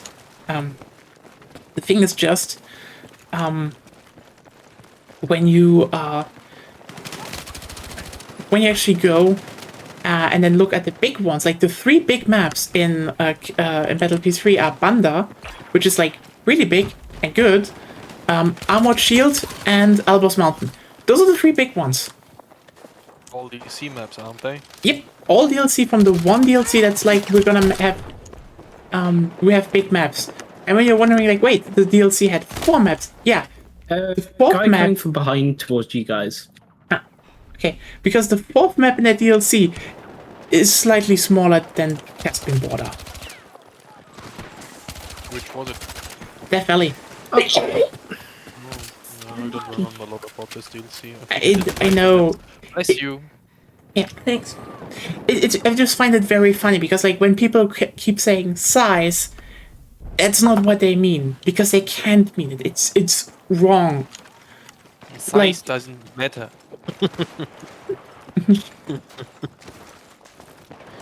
Yeah, the thing is, what the problem is for many is density.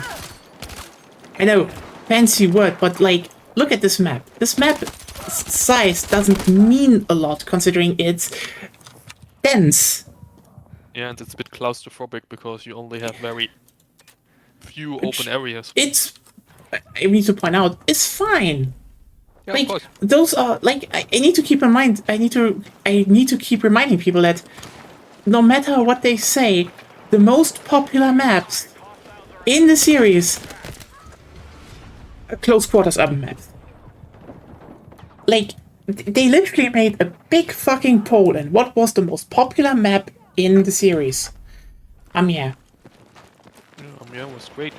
Yeah, I want an Amiens remake and like now. you look at the maps in this game, and it's like, oh hey, it's Amiens inspired, Amiens inspired, Amiens inspired, Amiens inspired. It's you can definitely make like I'm hardly the first person to point this out that the map selection, especially a base game, feels very much like an overcorrection to 2042, as in like, oh, we have gigantic fuck off big maps. All main game maps are small Amiens style maps, but that doesn't make them bad. It's just now you need to look at the fact of people don't want constantly dense maps because dense maps are like that's when people say, oh, the game is lightning fast, etc. And the reality is no. This is like in terms of movement speed, the slowest modern game in the series. Period. That's just like hard data. The thing is just you have a relatively fast time to kill, dense maps. That just feels hectic in the end. Those are the points. I owe you one. Meanwhile, if you look at Blackwell Fields, we played around, it already feels much slower because, well, you can't really do a lot of things in Blackwell Fields, you know? That's so... Overall, the game is quite slow. I mean, I don't know whether they have changed the movement a bit for this release, so for this patch. I think a bit. The A game bit, has but like the, mostly they quite adjusted slow. the spread of weapons. Yeah, which is a good thing. The spread was quite extreme. Yeah. Down version. But The movement is quite slow. The sliding is quite slow. The jumping is restricted. It's quite a slow shooter.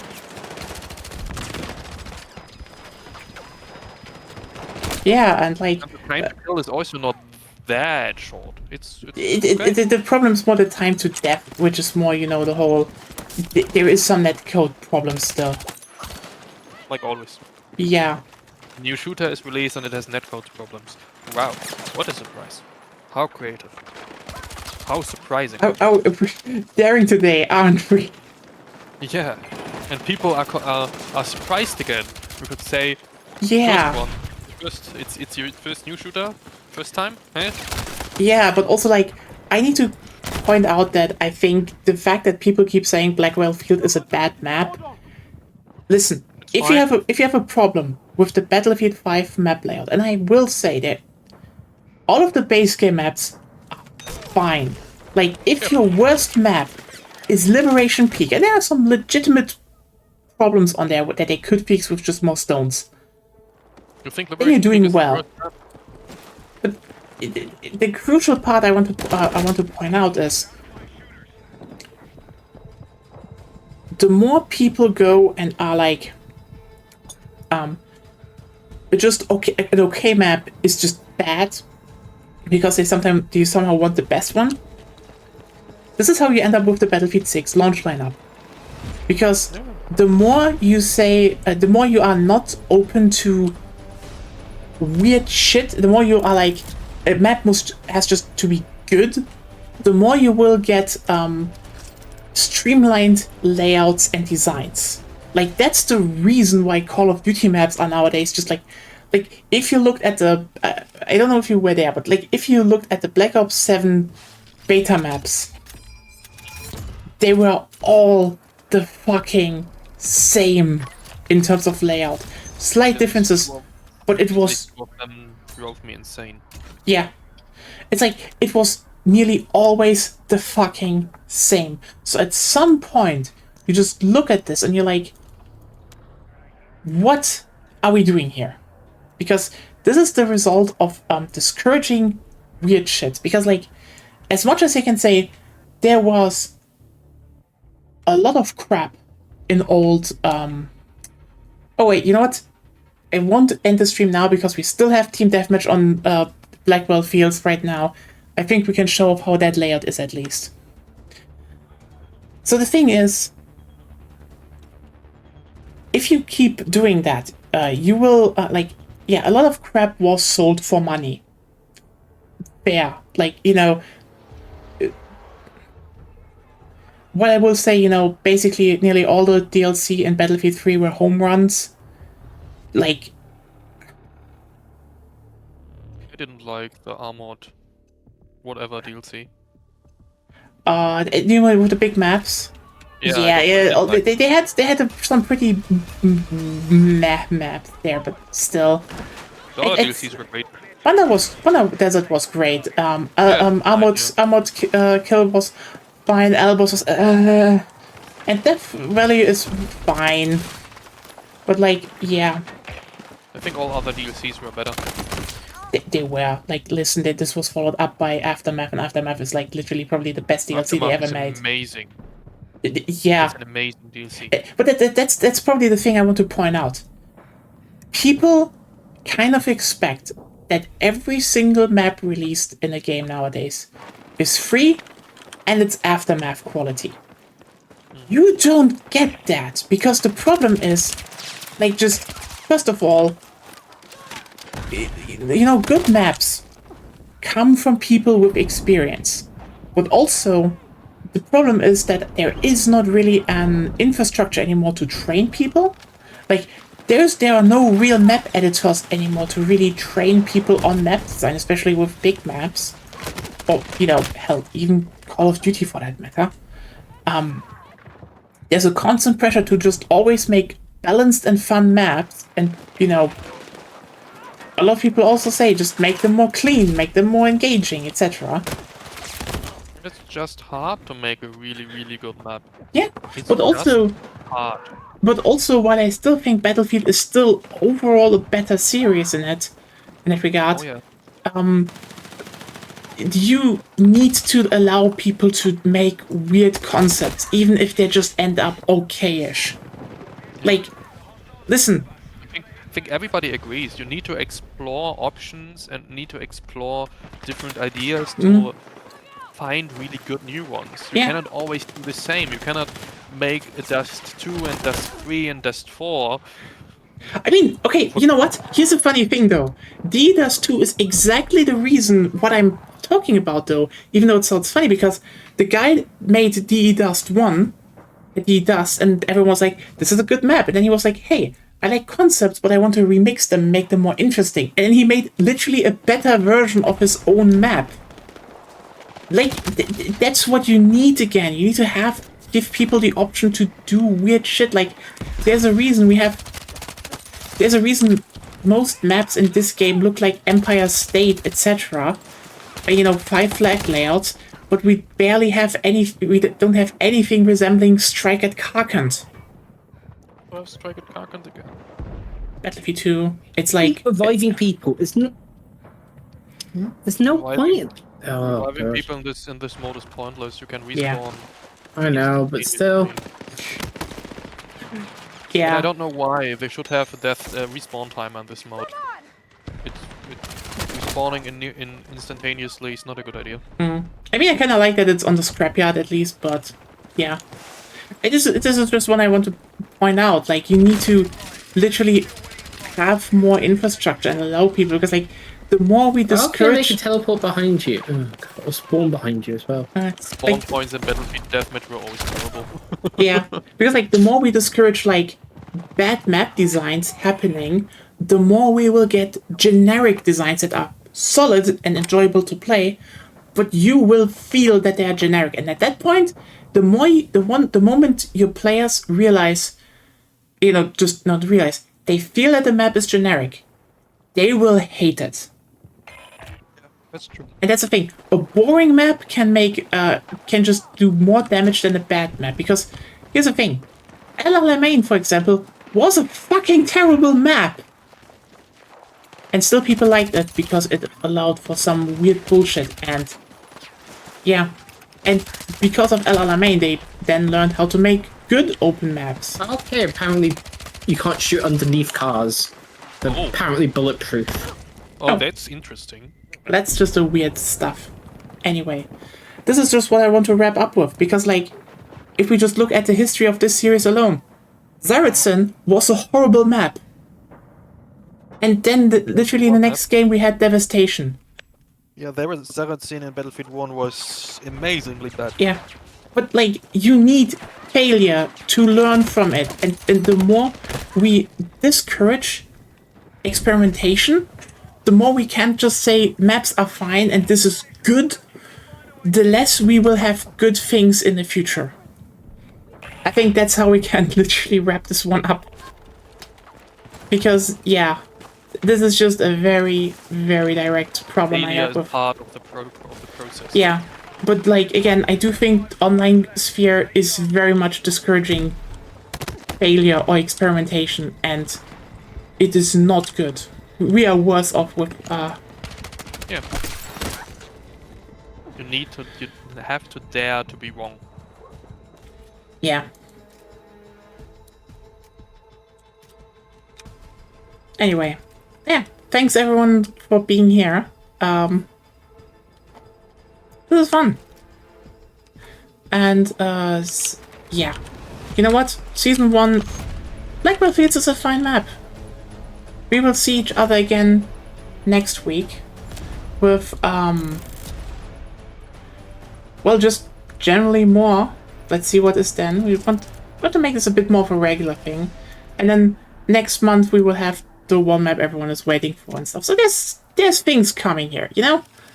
Tomorrow's EDF time, right? We're back with EDF. EDF. Hope you're all gonna have a good time. See you all around. Bye.